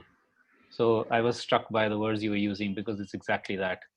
In fact, one of the examples I gave earlier of farmers developing 50,000 varieties of rice, to my mind, is an astounding feat, right? And yet completely unrecognized. Whereas an agricultural scientist in an ICAR lab, or now in a Monsanto lab or whatever, will develop 1 or 2 hybrid varieties and will get whatever, something Nobel Prize or something else like that. So yeah, it's a very deep-rooted problem. I'm not going to try and answer or address the question of how it originated, because that's one of those historical questions, which is like, how did the caste system originate, or how did blah, blah, blah. It's very difficult to lay down causality lines here, but I think there's a couple of factors I'd like to point out. One, if you look at it, a lot of indigenous, actually virtually all societies have some kind of hierarchies. Okay. But if you see indigenous peoples, they would think of, say, the medicine, the healer, or people like that as having, or the elder as having some special knowledge or wisdom to go to in times of trouble and problems. But they didn't necessarily, and I'm being a bit simplistic here because this is not universal, but these people did not necessarily have a hold over everyday life or everybody's lives in other matters. They might have had on those particular issues, like a particular disease or or a occasion in which the society is in trouble, and then you go to the elder and say, okay, what do we do? Whereas what's happened with the rise of centralized states, and I'm talking about right from empires, could be the Roman Empire or whatever, all the way now to the nation state, you have a power hierarchy that's built on, whether it's on economic grounds like land and so on, or military grounds or whatever, but that needs to constantly justify itself, validate itself. Now, how do you validate yourself? First, either in the olden days, you would create a hierarchy, like in India, the caste hierarchy, and you would say the priests are the ones who have the maximum knowledge, and they are the ones who are upholding the power of the king or the ruler, right? And so suddenly, then you have this very deep hierarchy that's get built up between what used to be elders who would be respected but didn't necessarily have those powers, to what now are temple priests or whatever, who actually have extraordinary powers in association, of course, and validate the powers of the king. Or if you take today, let's say agriculture, the same farmers who develop these thousands of varieties of farmers are laid aside in colonial times, because the British, when they wanted to colonize India, need to figure out ways by which to control us. One of them is, for instance, to say that your agriculture, despite the fact that in fact British agricultural scientists had said that India's agriculture is amongst the most advanced in the world, but then you can't control a population by acknowledging their intelligence and so on. So you say that's primitive, and we will institute a formal system of agricultural development and so on and so forth. The British did a little bit of it in colonial times. Post-colonial times, the Indian government went way ahead and created the various centralized institutions, which is where then agricultural innovation supposedly was taking place, and not at the level of the farmers. Even today, you have situations in which you'll set up committees for agricultural development, committees for craft development, blah, blah, blah, in which there are no farmers and no craftspersons. It's all these so-called experts who have got mostly theoretical knowledge. And that suits the state, because the state is able to then control the entire agricultural population, the entire farming population, or the entire crafts population by saying, oh, we have the expertise. We have been consulting the experts. Okay. And now, in fact, even NGOs, many NGOs also come into it, environmentalists. So conservation, another field. Now, conservation has been done for millennia by communities of ecosystems and wildlife populations. But in comes a Yellowstone National Park model, which is the American empire wanting to control and fence off and so on lands in the United States, especially against the native populations. And the native populations are then considered to be illiterate, ignorant. They don't know how to manage ecosystems. So we build in a forest department or a wildlife department or whatever it is. And from that, the entire world gets this model of conservation in which you set aside national parks, set aside tiger reserves, kick out the Adivasis from there, etc. Don't acknowledge their own knowledge. And that's a great way of being able to control, to hold power. So to my mind, it's really about this. So the notions of democracy, which I challenged earlier on, is also this. Every idea, including every good idea, gets co-opted in this way. And it gets co-opted in such a way that we all get brainwashed. And so therefore, election-based, party-based politics is the only democracy we can think of. Or classical Bharatnatyam and so on and so forth are the only dance forms we can think of. You go to an Adivasi area and they're dancing, yaar, ye kya hai? Ye thodi naach hai. Naach to Bharatnatyam hai. And again, so these are the sort of power hierarchies that get built up. And finally, sorry, this answer has become a bit too long. This is why one of the things we also need to is constantly challenge the meanings of words that we use and take for granted. Progress, productive, efficient. What does productive mean? Okay, a productive agricultural land in the current system means something that produces the maximum amount of wheat grains per acre. What's happening to the land itself, what's happening to the water around it, what's happening to all the flora and fauna in it, and how long-term this sustains is nobody's concern. Whereas in fact, the real meaning of productive should be what the farmer's already been doing, which is to sustain that land for 1,000 years and get a certain amount, not just the wheat grain, but also fodder for the cattle also so-called weeds, which they can use for medicine or other sorts of purposes and nutrition and so on. So everything needs to be challenged, I think, from this point of view, because it really does hide within it the structures of power inequality that that we often don't even recognize. So in Same with fact, kacha and pakka building. Kacha pakka absolutely. building came up in British time, right? I mean, why should a mud building be considered kacha and a cement building, which sometimes will fall down faster, considered pakka? Yeah. This are all our foods. Wheat and rice is good food to eat, Yeah. but millets are not, because millets are controlled by by ordinary farmers. Wheat and rice, you can have centralized systems by which to control them. So, Yeah, in thanks. fact, what you just said, Ashish, only underlined the different ways in which different kinds of power arrangements and powerful people or forces will, I think, play with these hierarchies. Okay, not in any single conspiracy way, but in, I think, approaching it again, flooding the every day with different kinds of converging values and statements and discourses, that it soon becomes normal then for Indians, say in the 1950s, to, especially coming out of the colonial experience, to believe that yes, modernization means wide highways. Today we are really uh, uh, you know really getting it finally, those wide and long highways. I was just seeing a very exciting aerial video tweeted out by Nitin Gadkari on the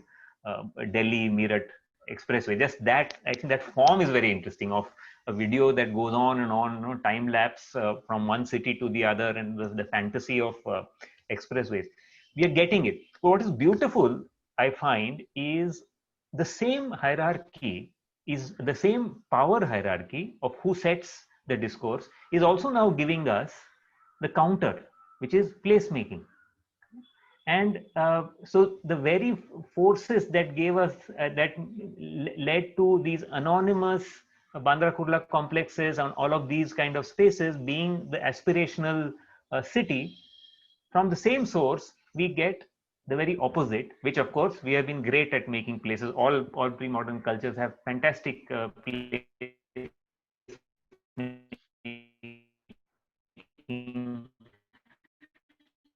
senses without thinking I'm so sorry to about Manju, it. we're losing interrupt. you. Now it We're losing your voice. becomes a body of knowledge that you can even perhaps get a certificate. Hello, can you hear me? Yeah, we Yeah. can hear you now. Yeah, okay. Anyway, so Aparajit, how do you see some of these questions? Thank you. It's fascinating. There's so many things that both Gauri and Ashish said, and Himanshu said, that I'd like to sort of connect with. I think it's very important that we see this not only as an Indian question. So the answer, of course, is partly to be found in colonialism and other things, but it's not obviously a predicament that is unique to us. And one of you mentioned that all cultures have hierarchies, and of course we have hierarchies, and some very insidious hierarchies in terms of the caste system are age old. But I think a lot of what we are seeing here, the words Ashish mentioned, progress and productive and efficient, and all of these things are um, classic symbols of the cultural evolution of modernity as an idea. And being teaching for my bread and butter course on industrial revolutions for a long time, I tend to see that as a big changing event for all countries, not only colonial countries, but also the colonizers, so to speak. It's clearly some qualitative shift. You take the really long view of history, you look at 2,000 years or 3,000 years, there's clearly something fundamentally different happening in the last 300 to 400 years. I mean, if you just take the human population on the earth, it's going up by a huge factor. And all the other numbers flow from that. But the idea that there has been some kind of along with the globalizing forces, there has been a cultural move towards privileging the things that are identified with modernity, which include uniformity, they include the spectacular, they include what the secular and the utilitarian to some extent, and they include the process of professionalization. And I think that's key. Right? I've studied engineers, and Gauri was talking about architects, and the sociological understanding of how a profession comes to form includes, to a large extent, the process of drawing boundaries and keeping out the unqualified. And so the way in which professions create their status in society is, you create a professional institution, you define membership criteria, you try to homogenize, centralize, and so there's certain amount of territory marking that goes on, and obviously then it becomes not necessarily in a conscious or evil way, but it becomes sociologically a thing that people do, which is to create an esoteric body of knowledge which only they have access to or they can lay claim to. So certainly that is, I think that's part of it. The specifics are also very interesting. I think I was just reminded of, because I'm now working on M. Vishweswaraya, the engineer, and one of his the things he was famous for as an engineer was this thing called the block system of irrigation. And his philosophy of irrigation is precisely this: that why are you getting people to grow all these low quality, in his opinion, low quality crops like sorghum and millet and other things? Everybody should grow rice and sugarcane. These are high quality crops, and they require heavy irrigation. They're high quality crops because they can be commercially sold. And he actually inverted the logic of what was then known as protective irrigation. There were two types of irrigation: protective and productive. Protective irrigation was meant to basically save a region from drought in a bad rainfall year, and productive irrigation was meant to encourage crops that could be sold in the market. And he said productive irrigation is the best form of protection. So if you create a system where everyone can grow sugarcane and rice, then in a drought year they will sell it and they will buy food from elsewhere. Or they will. So the idea is that he had so thoroughly imbibed this, what was an evolving colonial,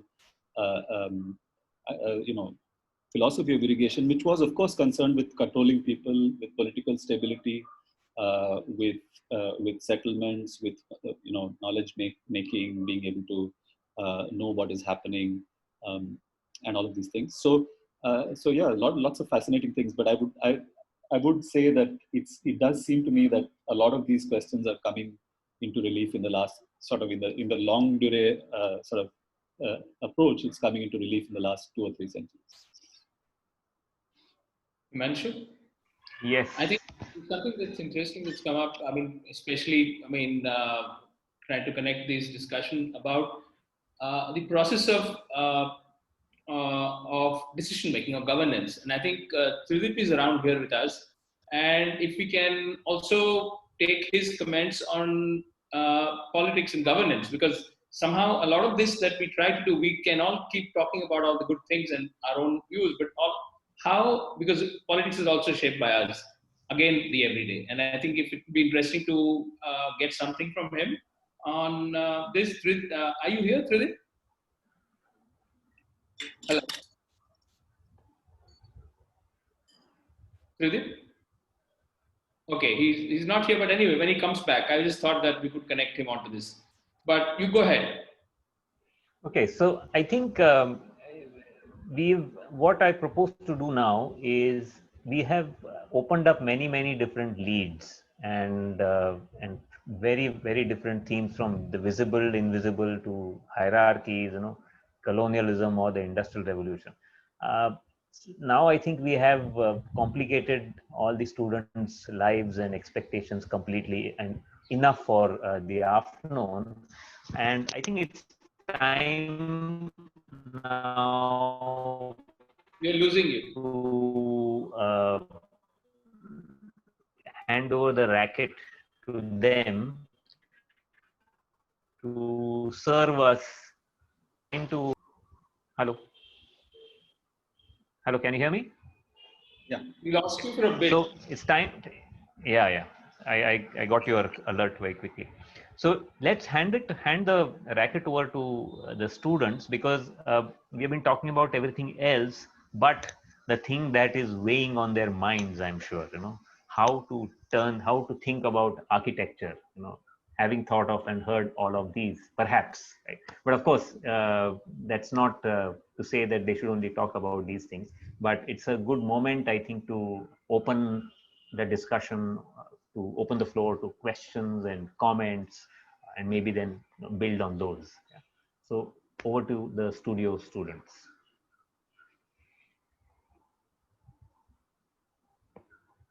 Tridip is back.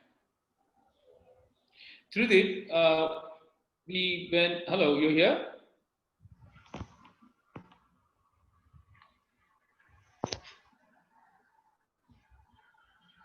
He's on the phone, I think. Oh, he's on the phone. I'm sure he'll jump in. 1 minute. Yeah. Somebody has a question. Guys, Open. go ahead. Yeah. Sorry, guys. Sorry. Something came up. No, I just wanted to one point that Ashish made towards the closing of his first intervention, which was about the deepening of democracy and what it really means in the everyday sense, and he gave two examples thereof. I think I think those are fundamental to what one is trying to do, but it's also fundamental to our lives as citizens. I think what we need to really take from there, and that's really what that's why I wanted to intervene, is that what is the notion of the everyday political that we have? It was Professor Rajni Kothari in 1974, and thereafter gave us the idea of what he called the non-party political process, party political actors. All of us in that sense would be those non-party political persons or the non-party political actors. And then we do politics, either episodically, sometimes more regularly, sometimes we don't, and we do not know what these interventions actually mean.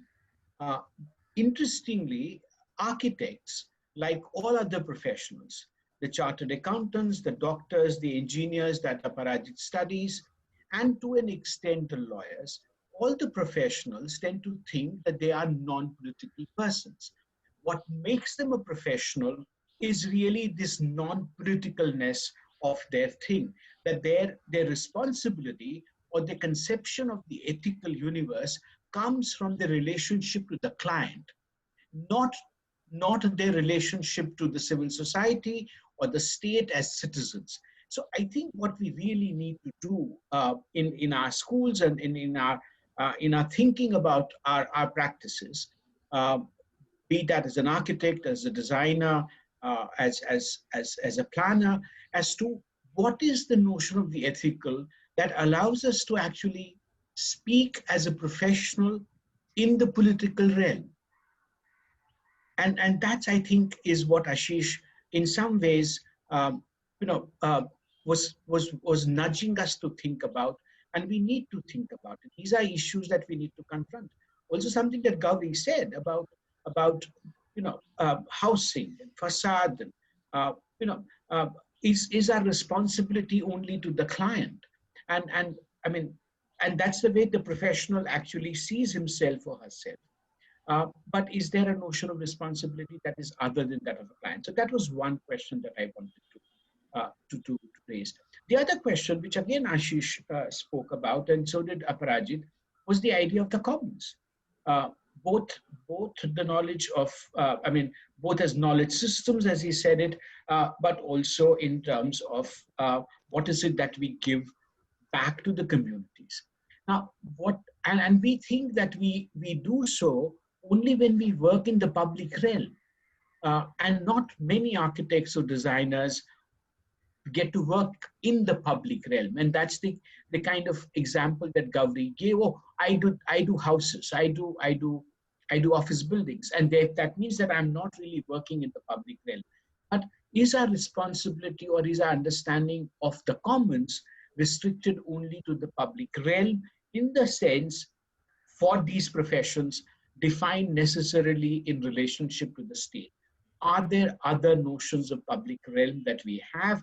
And if they are there, what is it that those realms are, and how is it that we think of them? The third is really to understand that, and this is something that Surya, you and I had done last year in one of your studios, is to really understand that space is political. And you can convert any space into a political space, any space into a commons temporarily also. And then we had done. So I think the idea of the everyday in the political sense, in the professional sense, needs to get more murky, not so pristine in the way that we like to create these divorces between our political selves, our professional selves, our academic selves, and our citizenship. I think that's really would serve the professions better, all the professions, but the primary professions that we speak here of architecture and planner and designer, even better if we were to actually be,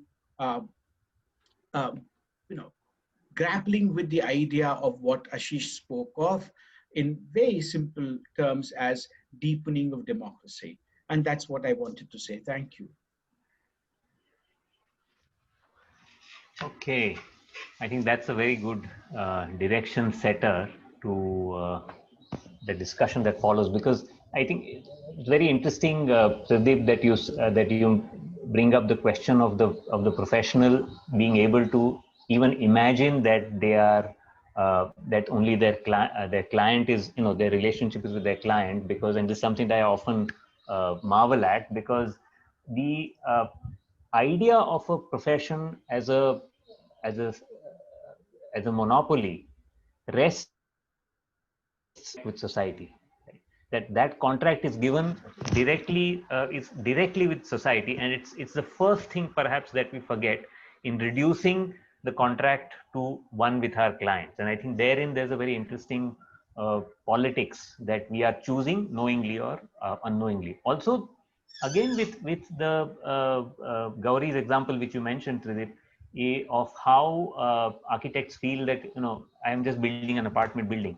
I think, as you correctly said, we need to recognize that anything which is put up that in a way that everybody can see it is already a contribution and already an intervention in the public realm. Even if it's not the land, even if the land on which it is built or is not accessible to the public, I think that is minimally so. And there's so much there, so much work that aspect of architecture does, as we know, apart from other more direct affordances that architecture controls. So I think those are very, very useful reflections we have, and let's move wade straight into hopefully a big tide of questions from our students.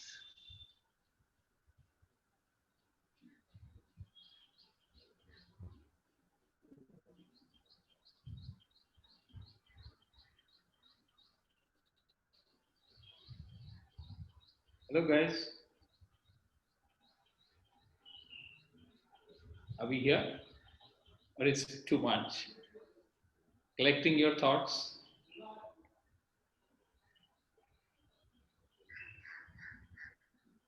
This is okay, I've just done this in the morning, lived through a silence like this, with a class. So I'm sure we'll have some conversation after that.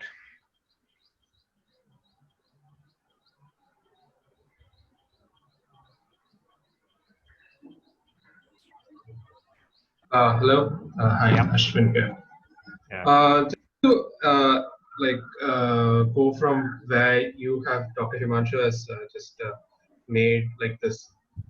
Everything that is displayed in public is actually public, but then isn't it that if we are talking about space, a true public space is where you can enact all your rights. So how do we deal with this negotiation of this legality of property rights and your social equitable rights that come with space, like in a truly public space?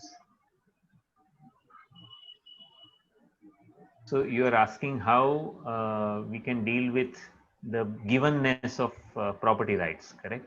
Yeah, yeah, because not Can you, not all aspects of like all like if you're saying a democratic space, not everything can be enacted in a like a privately owned public space. So how do we deal with that negotiation? Is there anything that can be done? well, let me just give you a very brief answer. I'll refer back to the idea of the commons that came up, and I think what we have to recognize, and I'm We're losing you, Himanshu. studying something like that happens in a very everyday, ordinary. Okay, let me. Okay, do you hear me now? Yeah. Yeah. Can you hear me? Okay. Yes. So what I'm seeing is how even private space doesn't remain entirely private in all situations. Right? There is a commoning that happens, even with private space, and we have to, as architects, we do X. We have limits to what you intervene in, but not even there. And I'll give an example. But for a moment, forgetting architecture, we must recognize that this movement is always happening, that what is private is constantly being at least temporarily released into the public. There is some kind of rhythm of commoning which keeps changing but keeps happening, and we need to find ways of building on it given where we are right now. Right, you can't just wish away private property, and of course parallelly at a political level you can work to weaken its hold. But even as architects, I'll give you the example of Kala Academy. For me, one of Korea's least, most undervalued buildings. And what he does in Kala Academy is he actually makes a public building, creates a public building that is effectively unlockable. It's an arts complex which you can't keep people out of unless you lock the outer gates. You can't lock the damn thing. It's a the very mean-minded administrator's nightmare, because there isn't one. I mean, there are no doors from which you lock and it's over. So there are ways and means, okay, even through the most limited definition of the architect's task that you can do. But you're right, there are limits. Yes, Ashish. Yeah, Ashish. I think, I mean, again, this is a very complex subject, probably worth a full webinar or several webinars in themselves, because one would have to go into the history of what is property and what are property rights. Obviously, we don't have the time to do that. But I think it's very important to actually look. The word property itself comes from original, I don't know, Latin or Greek or whatever, which means one's own. And if you were to look at the better part of history, human history, we actually did not, indigenous peoples, for instance, don't necessarily have a notion of property. They will say, we belong to nature. Nature doesn't belong to us. We don't own the land.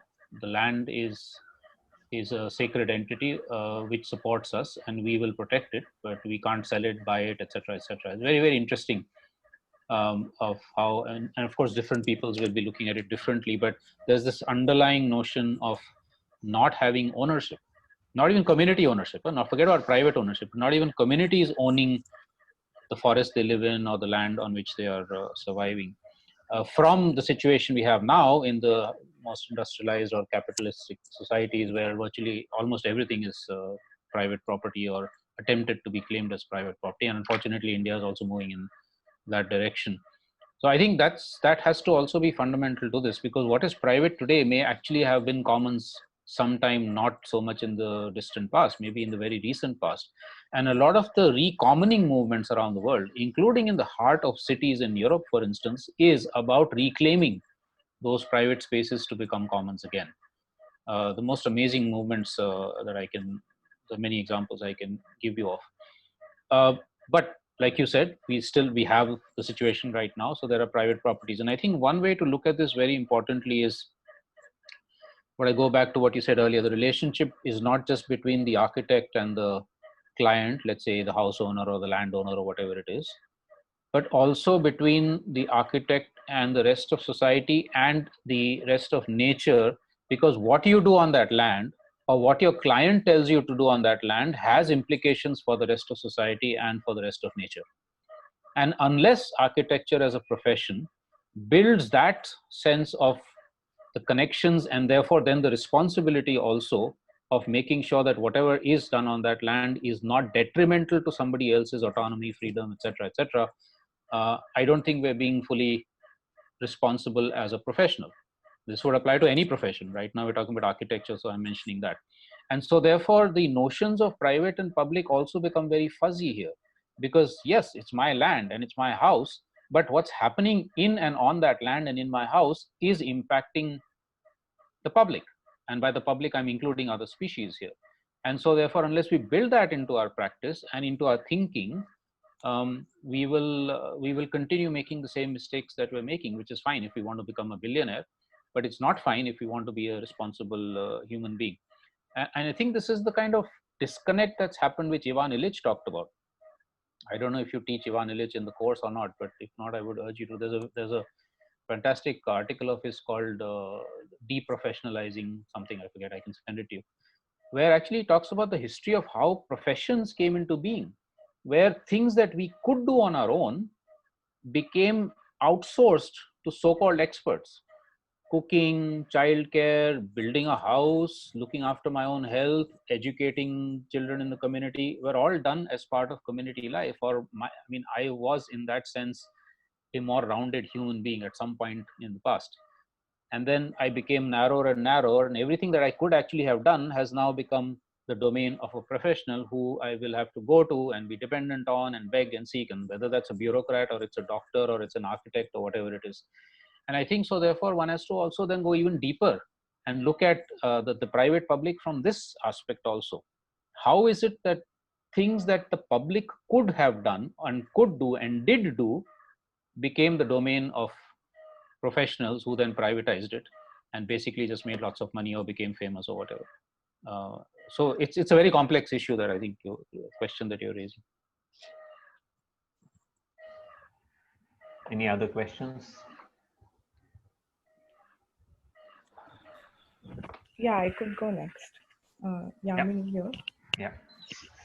I think like throughout the talk, each of the panelists, they've touched upon these things like autonomy, freedom, imagination, and also negotiation.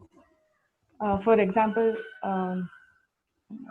we were talking about Howrah Bridge and how it's a product of certain negotiations and certain conflicts, contingencies, but it's become a part of a different kind of culture has come up because of that. And so the culture or the desires of people or the way they identify with the Howrah Bridge today is kind of a product of those negotiations. Or when we're talking about the middle class, the introduction of certain policies like housing or housing loans, certain materials such as concrete. They've then got the middle class of the 70s, and today what they are, they kind of got a different kind of freedom for imagination to be what they are today or to desire something different. And even when it comes to autonomy, these communities of farmers that Professor Kothari was talking about, they they're left with autonomy as a last option, but it's very empowering to them, and that's why the so in these processes of policy making, or in the political level as policy making, or as architects when we come down to design decisions, can we, if not make it a focus, to give these as the primary options, then things can be made. But can we integrate this with the process of policy making or with design decisions? Can we not leave autonomy or the freedom of imagination as a product, or like as the last option? Can we integrate this within the process? Yeah, that's basically my question. Aparajit, do you want to take that?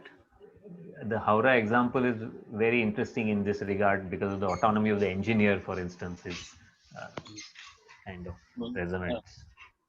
Thank you, Yamini. I mean, lots of interesting points you made there, and I think negotiation is really key. It's a really key point that you brought out. Our built environment, our the material basis of our culture is often the result of a lot of negotiation, and that's another way of saying that it is inherently political. Um, and I think that ties in very well with what Pradeep was saying earlier, which is that as professionals we have this view of ourselves as apolitical, and this is also very well. This ties in very well with the whole concept of technocracy, which also we can talk a lot about, and perhaps we should, because I think it's becoming very increasingly today in India. I think technocracy is making a huge comeback. Right? So the idea that technology and technical solutions can solve all kinds of social problems, right? Whereas whether it's attendance in village schools, or it's who's going without a mask, or any of these things, as long as we have the right data and the right technology, we can solve it. That's the story that's being put out. And this works because people believe that this technology, or in this case, this bridge, has a single or a few single right answers, a best design. And so I think what we need to do is, I mean, as professionals, firstly, just as Thirip said, acknowledge that we are also political beings. But I mean, it's of course not as easy as it sounds. So, like Ashwin said a while ago, what do you do as an architect? And so, can you fight with your client? I want it this way, or I don't want it this way. Or sometimes it may not be possible. Sometimes you may have to say no to a certain project. That may be your only way of exercising your political stance.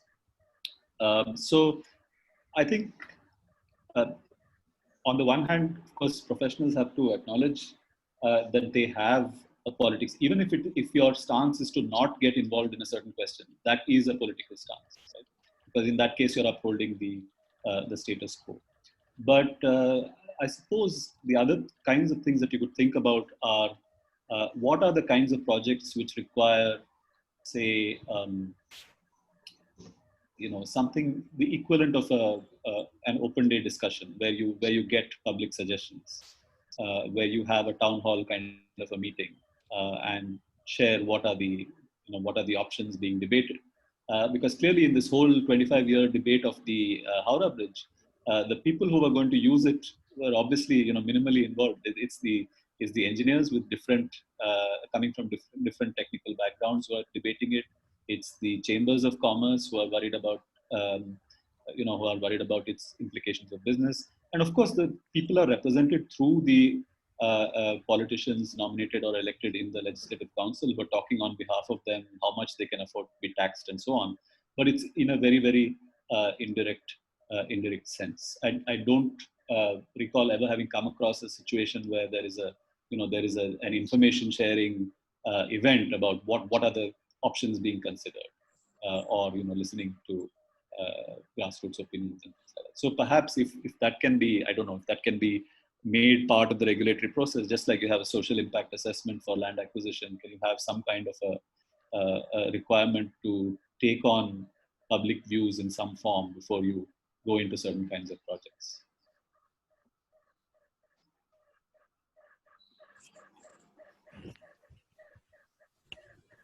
So that's a very interesting, it just, Aparajit, your point reminds me of US for community boards to approve uh, private architectural projects that are going to come up in the neighborhood, right? So that is one of the modes by which one can actually, even for private property and even private development, there can be and should be some more way of local community control. Any other questions, comments from the students? Yeah. Hi, Sudarshan here. Yeah. I, I, I think, it will be appropriate to talk to Mr. Ramnath here. So, the idea of capitalizing certain techniques, for example, probably there would be a technique of construction, or there could be a technique of reducing energy consumption, for example, I don't know in specifics, and also capitalizing the materials that can help us uh, uh, to kind of reduce the effects of, for example, I can give an example of these the cost of the filler slabs are increasing day by day, because the cost of material is kind of increasing, so today building a ecological friendly building is becoming quite expensive in a way. So what I would like to know your comments on privatizing these kind of uh, the product making, or capitalizing these kind of techniques as such. So how does I think that's affecting a lot, and is there anything that could be done about this? Thank you, Sudarshan. If I understand your question right, are you talking about patenting knowledge that's in the commons and making it accessible or commercialized? Is that what you're talking about? Not really patented knowledge, but I am saying, say for example, if the society, I mean, or say if we get to know that these kind of material or these kind of techniques are coming into a picture, automatically the cost of that material increases in the market. Like say for I don't know so exactly right now to mention the materials as such, but this we have faced. For example, it might be hollow bricks. Before it became a part of a bigger companies, it was made locally, but then when people start using it, the cost of it became higher. And to use those kind of materials and techniques are becoming very expensive nowadays. So in that sense, not really patented knowledge. Okay, so what you're saying is probably that mass production techniques have made less ecologically friendly alternatives cheaper. Mm-hmm. So people would tend to gravitate. Exactly. Yeah. So alternatives are becoming, more expensive day by day because of its use. So is there anything that we could do about it? Or, Okay. thoughts So on that's a it? great question. I think, I mean, Ashish might be able to say more about this, from the point of view of people like Kunar Shala and all. I think that first we need to question that premise, whether it is really true that being eco-friendly is more expensive. I think that may not always be the case, and others are more qualified to tell you about examples of that. But I would leave it at that. But more broadly, in terms of what can we do, what can we do to avoid this problem? It is difficult. I mean, I think the whole dilemma of modernity, of the industrial age, is the fact that it has the promise of democratizing access to certain things, certain goods, to make things cheaply and available and in large quantities, where people could not otherwise get them. Now, it's another question whether they actually need those things, or whether those needs are artificially being created by advertising and creation of a consumer culture, right? So that's a separate question. But I think there are cases in which the mass production has helped democratize access to some essential things. So I can't think of an easy answer right now to say that how do we make sure that's only allowed for certain things and not allowed for certain other things. Except that those who can afford to make those choices, I think should make a start. But I think I'll ask this yeah, to others. Can I yeah, Ashish, go ahead. just a quick response to Sudarshan's question. So I think there's maybe three elements here which need to be looked at. One is the mass-produced items. I'm thinking more about, well, it must be building materials also, but I can think of food, which I'm a bit more familiar with, or clothes. Is that the mass-produced items are only artificially cheaper. And they're artificially cheaper because you have a macroeconomic system which heavily subsidizes them. So for instance, whether you take concrete or cement, if all the full ecological and social costs of mining that is required to make that happen were to be put into that material, suddenly your cement and concrete might actually become much more expensive. If the quinoa that's coming from Latin America to the plates of, or the other day I was surprised to find that pears from New Zealand or somewhere were about the same price as pears being grown in India. Because it's just that the macroeconomics of it just works crazily, right? I mean, for instance, the whole fossil fuels and whatever their ecological and social costs are and climate costs are never actually put into the product. So first is that. And whereas the ones who are now doing the organic or the eco-friendly are actually having to swim against the tide because they're having to play within a field which is heavily stacked against them. An organic farmer right now, for instance, might be one organic farmer in the midst of 20 chemical intensive farmers. And so all the pests are concentrating on his or her land, which means they have to pay double the amount to actually try and do pest control through organic methods, etc. So there's all kinds of things that are involved in this. The second is a very cultural issue, which is what is desired needs to be also thought about. So why are we not satisfied with what grows locally, for instance? Again, I'm talking about food, okay?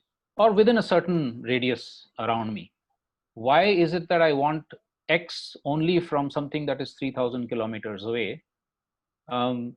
Is a cultural issue. It's something that's been told to me from when I was a child, saying, no, this is what's really good to eat. This is high status. This is blah, blah, blah. Whereas in fact, the local fruit might be as tasty. It's just that I'm not grown up to actually like that and respect it and desire it. So I think that's the second crucial thing. And the more we do that, the more we say that, okay, I'm going to build a relationship with the farmers around Pune and consume what they are growing and actually encourage them to grow, say, millets or local fruits or local vegetables, etc. It'll be cheap. There is no reason that needs to be expensive. And the same thing can happen with building materials. I will build with the materials that are around me rather than wanting to get something from, marble from Rajasthan or whatever it is. So I think these are difficult changes to make. But if you look at it, it's in the last 2-3 generations that we've made the reverse changes, maybe 3 or 4 generations. So there's no reason why we actually cannot do it again. I'm thinking of, for instance, transportation. If you go to European cities, cycling is now the in thing. And it's good fun and you get exercise. In India, it's the reverse. If you're cycling to work or whatever, people say, pagal hai kya kar raha hai? So that can also become then something that's culturally desired. And the third crucial thing is democratization again. The reason we have this ability to take whatever resources we want from wherever in the world is because we have the power to do it.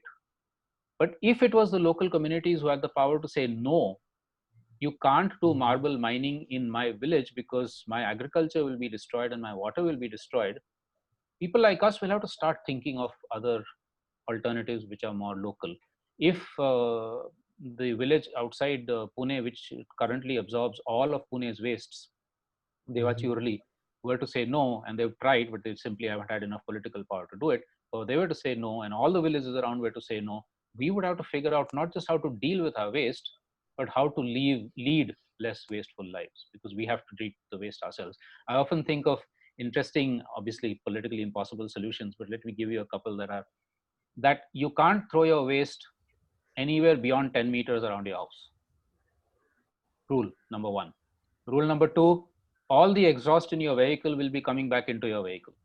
The pipe has to go inside. You can't have the pipe leading out, etc. You start, obviously these are impossible rules to implement, but I'm just giving you thought experiments of what kind of behavioral and cultural changes need to take place in order then for the ecologically sensitive and friendly to actually become the cheaper option.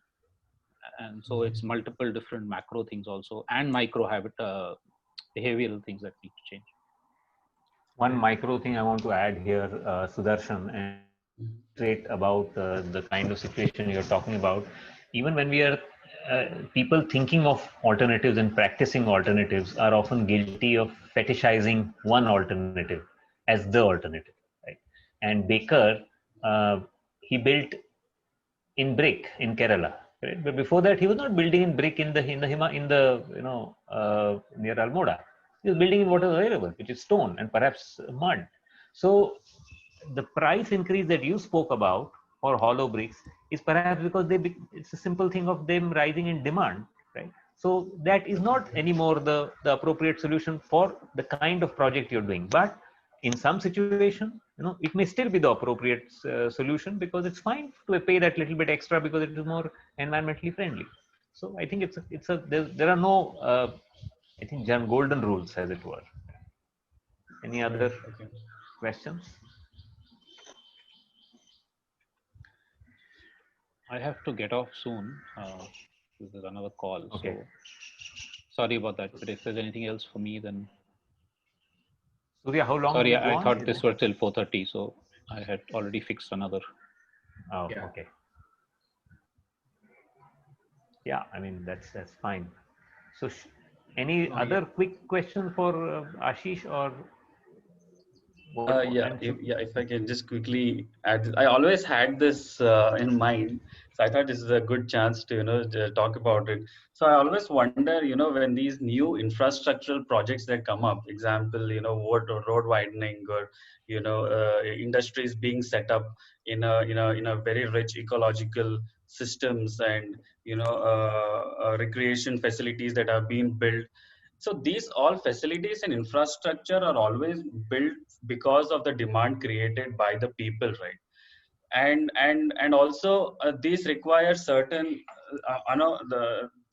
amount of space, or for example, there are higher chances that there is an obvious loss of environment in these kind of situations, I feel. So when we people are itself creating this kind of demand, so who are we at the end of the day? Whom are we actually, whose issue is this? Whom are we blaming?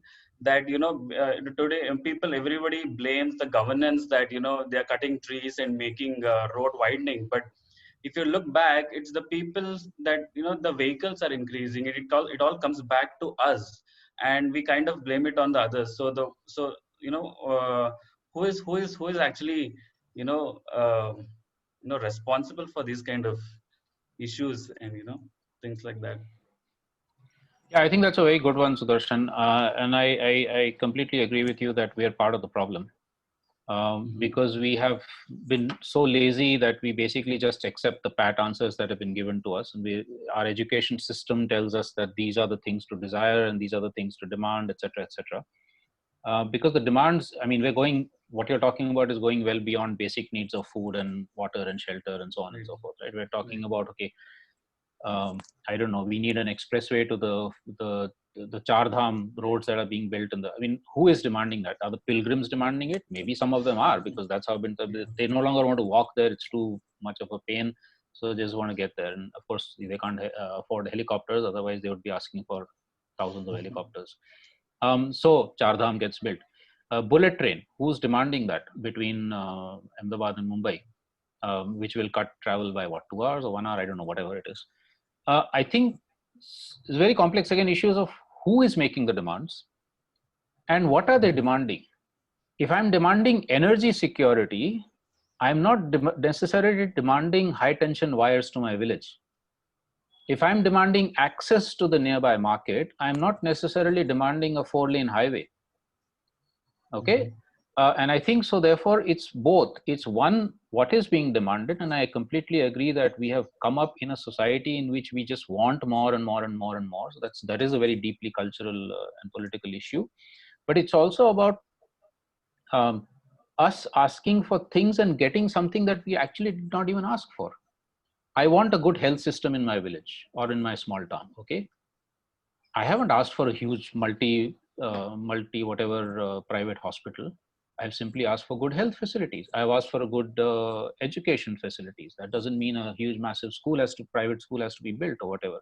So I think really we're talking about both what kinds of demands, but also what are the options for meeting those demands that, and if you look at it, much of the infrastructure that's being built in India today, not all of it, but much of it is actually options or choices that in fact are being made by those in power. And we are giving them a good excuse for it because we are demanding more energy, we are demanding, etc. Right?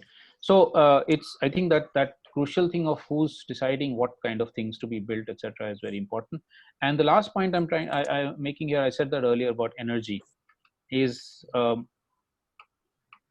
I mean, in Pune, for instance, till 20 years back or 30 years back, nobody had air conditioners. There's no need. Pune has wonderful weather. I lived for, I don't know how many years in Delhi without an air conditioner. I use my computers without an air conditioner.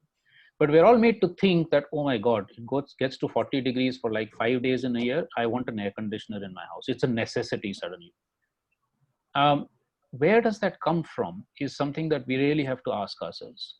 Does it come only from us, or does it also come from the very subtle and not so subtle brainwashing that the advertising companies and the industrial sector and the government and everybody is giving us, including our elders? It's not built in me, but there's a fascinating work on, for instance, choice. What determines choice? And does the modern person with a supermarket actually have more choices, or is that artificial? We have 30 brands of soap, but I don't make my own soap because I've never been taught that. Do I have the choice of being free and making my own soap? I only simply have the choice of making either Unilever more wealthy or some other brand more wealthy. So I think all of these things need to be looked at in this question of demand and the public and infrastructure and so on. And how much can we actually do decentralized infrastructure is a very, very important. Transmission lines into a forest in a village is just completely unnecessary, because you can actually make that village completely self-sufficient in energy with decentralized solar or other options, whatever is locally relevant. And in fact, the same thing with most urban areas, or at least the residential areas of urban areas. But no, that's not the choices we're given. We're told, okay, you want energy? Great, we'll give you energy. And here it is. We'll make a coal mine somewhere, displace somebody, build a thermal power station somewhere else, displace somebody else and destroy the forest. And then we'll build a high tension line to your village. Because for me, taking the decisions, that's what is actually profitable, whether you want it or not. Right. Thank you, Ashish. Thank you. Thanks. Yeah, thank you. Thank you. Thanks, Ashish. Okay, thanks. I'm sorry I have to go, but hopefully we'll have another interaction. And yes, all the best for your. It was lovely, I think. Thank you so much, Ashish. Thank you. Thank you so Thanks, much. Parit and Gauri and Tridip and everybody else, Himanshu and Surya and all the students. Thank you. Bye-bye. Thank you. Thank you very much. Thank you. Yeah, thanks. Thank you. So should we take maybe more questions, Surya? Nitin, hello guys. Otherwise class में तो बहुत बोलते हो यार. Come on. I can go next. Yes, please. So firstly, thank you all for the wonderful presentation. So my question is to Gauri ma'am.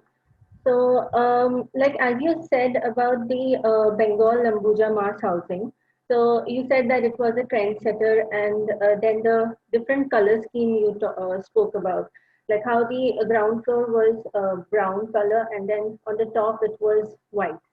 So my first question is like, was this color scheme a trendsetter? Was this a part of the architecture or the culture of people there, or is it something used there frequently? And my second question is like, is it the architectural imitation, or is it the versus the people's experience and culture? So which factors are prioritized when designing in today's society? So first of all, when you say the culture of the place or the people, culture is not a constant entity. It is a loose set of ideas and which is constantly being shaped and reshaped and transformed. Okay. So culture itself, so when I said that, you know, there was a certain color scheme and over the next decade or so, it ended up getting replicated many times until a point when it came to be associated, any self-respecting builder would build a mass housing project which more or less followed that color scheme, because the color scheme came to be associated with certain ideas of respectability, etc., which were otherwise associated with Bengal Ambuja. So what I'm suggesting here is that it was a cultural icon was created. So I'm not saying that when Doshi decided to, or when the group of architects decided to paint this yellow and brown, they weren't saying that yellow and brown is typical of Calcutta. They chose that color scheme with certain ideas in their mind. But subsequently, it came to be replicated. Okay, so the point is that, especially with architecture, if we think of architecture as a cultural process, ideas come into circulation, they become popular, they get replicated until other ideas come along. Okay, so broadly what we call styles of architecture, they closely correspond cultural coding. So, you know, in the early 20th century, Art Deco work was very popular because it was associated with being progressive. It was associated with being the thing that all modern people did at that point in time. So there are certain associations that people build around architectural forms, around aesthetics, around ideas, which circulate, if that makes it clear. So that is what I meant by these, it produced a certain association around what good mass housing is. Yes. Thank you.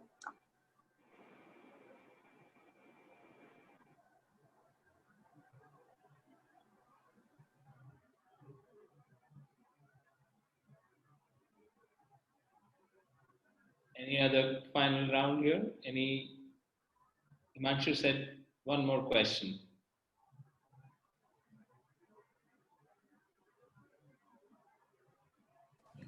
Hello, am I audible? Yes. Yeah. Hi. Sorry, I can't switch on my video because of bandwidth issues. So I just picked on a phrase which Himanshu had used about the alienation of everyday. So my question is pertaining to technology and society. So in the past, technology has served to empower people in every household, be it in the form of pressure cooker or your sewing machine or typewriter.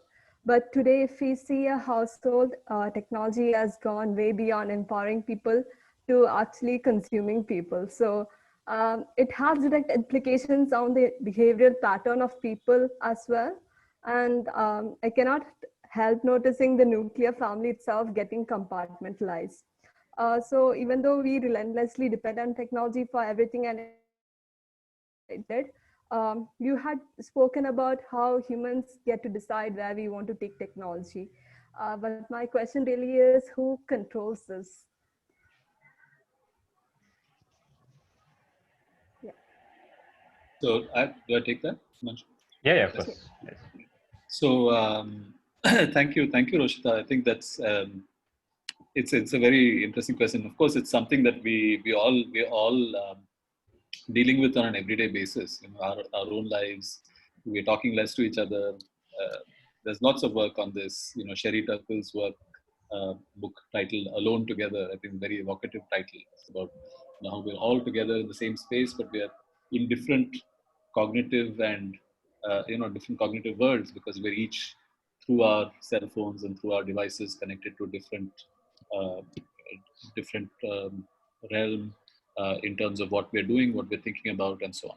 Now, 2 points I'd like to make is, one is that it's easy to get nostalgic about older technologies and forget that they also had impacts, social impacts, right? So the pressure cooker and the sewing machine, I'm sure, changed certain ways of living themselves.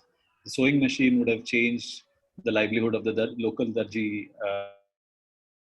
This enabled a new profession to come into being. In some cases, once it becomes a mass item that people have it in their own homes, it displaces certain people from their jobs. When you have the personal computer, obviously it's an analogous thing, so it makes people more self-sufficient and less reliant on the common arrangements in that community and so on. So even old technologies would have had their impacts on lifestyles. The question, therefore, when I talk about our having a choice, is that at all of those stages, there is a negotiation that goes on. And even now, there is a negotiation that can go on. If you're talking about, how do we fight the tide of smartphones or of, Google Home or Alexa, whatever is the next thing that we are expected to have.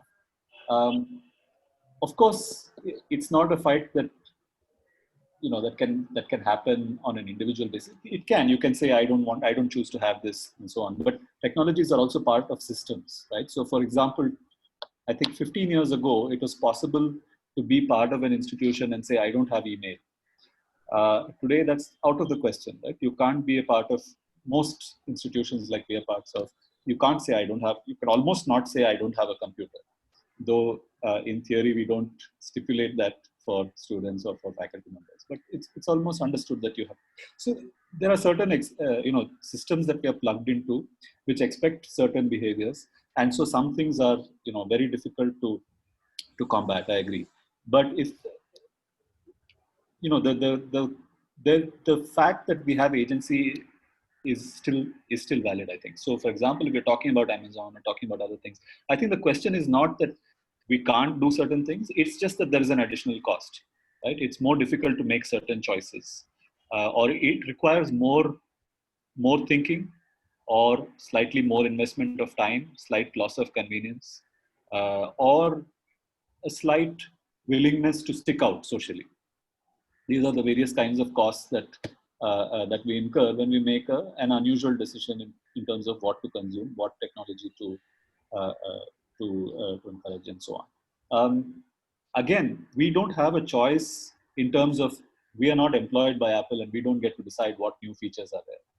But as consumers, we can make our preference felt. As commentators, as people who talk about our experiences, we can say we like certain things, we don't like certain things. So I think, just like Sudarshan was saying, where's the demand coming from?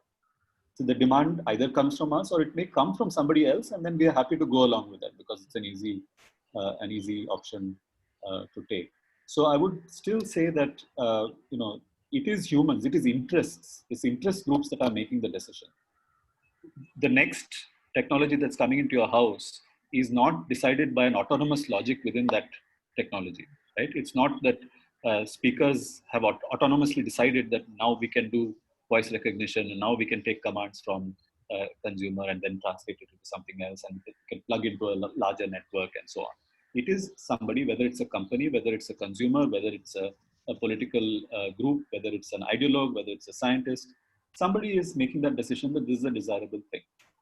So that's what I meant when I talked about human agency. And I think that exercising that agency is by no means easy, but it's something that we should remember that we have it.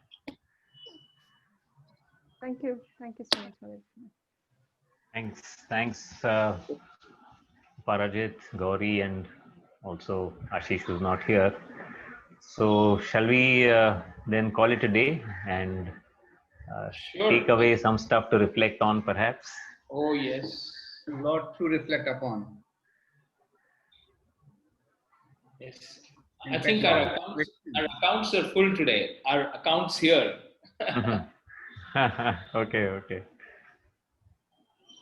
Yeah, Great. I think it was lovely, and thank you so much, Gauri and Aparajit, and Ashish, who's not, and Himanshu, wonderfully tying up this whole thing together in a way that because you got these three kind of areas into which, and then you've thrown this other basket in architecture here, where we're all here architects listening to three things here who want to understand how we are connected.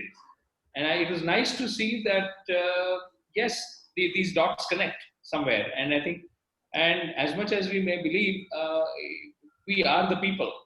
Either way, you know, and we cannot shy away. And the more we understand these phenomena, the more we will be conscious of our roles in that sense, in terms of then obviously the question of ethical dimension also comes in about profession. So I think it was a wonderful, I think it was great. I'm sure there's a lot that we will take back from all this and mull, and we'll be having some great times in our studio going forward. Really, thank you so much, Aparajit and Gauri and Imanshu. Thank you. Thank And thank you you all for of you having students us. also. I think glad we could. Thank you. Very nice questions, I think we got from students. Yeah. Thank So, you. Thank you, everyone. Thank you to the students. okay then. See you Thank and you. have a great time in the studio. All right. Thank you. Thank you. Okay. Bye. Bye-bye. Bye. Bye. Thank you. Thank you, Tridip, if he's still around. No, he's gone. Okay. Okay. Okay. Yeah. All right. And Okay. thank you all for coming. Thank you, everyone. Thank you for your time, Gauri, Himanshu, Aparajit, Yeah. and Ashish. Pleasure. Okay. Bye-bye. Bye. Bye, Himanshu. Bye. Do you have anything to add?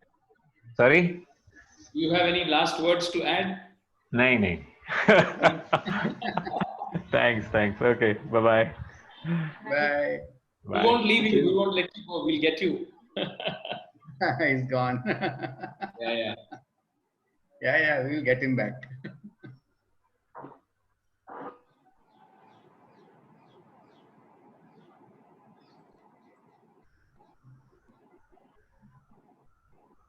So it's back to our studio. Yep, I'm just removing everybody else.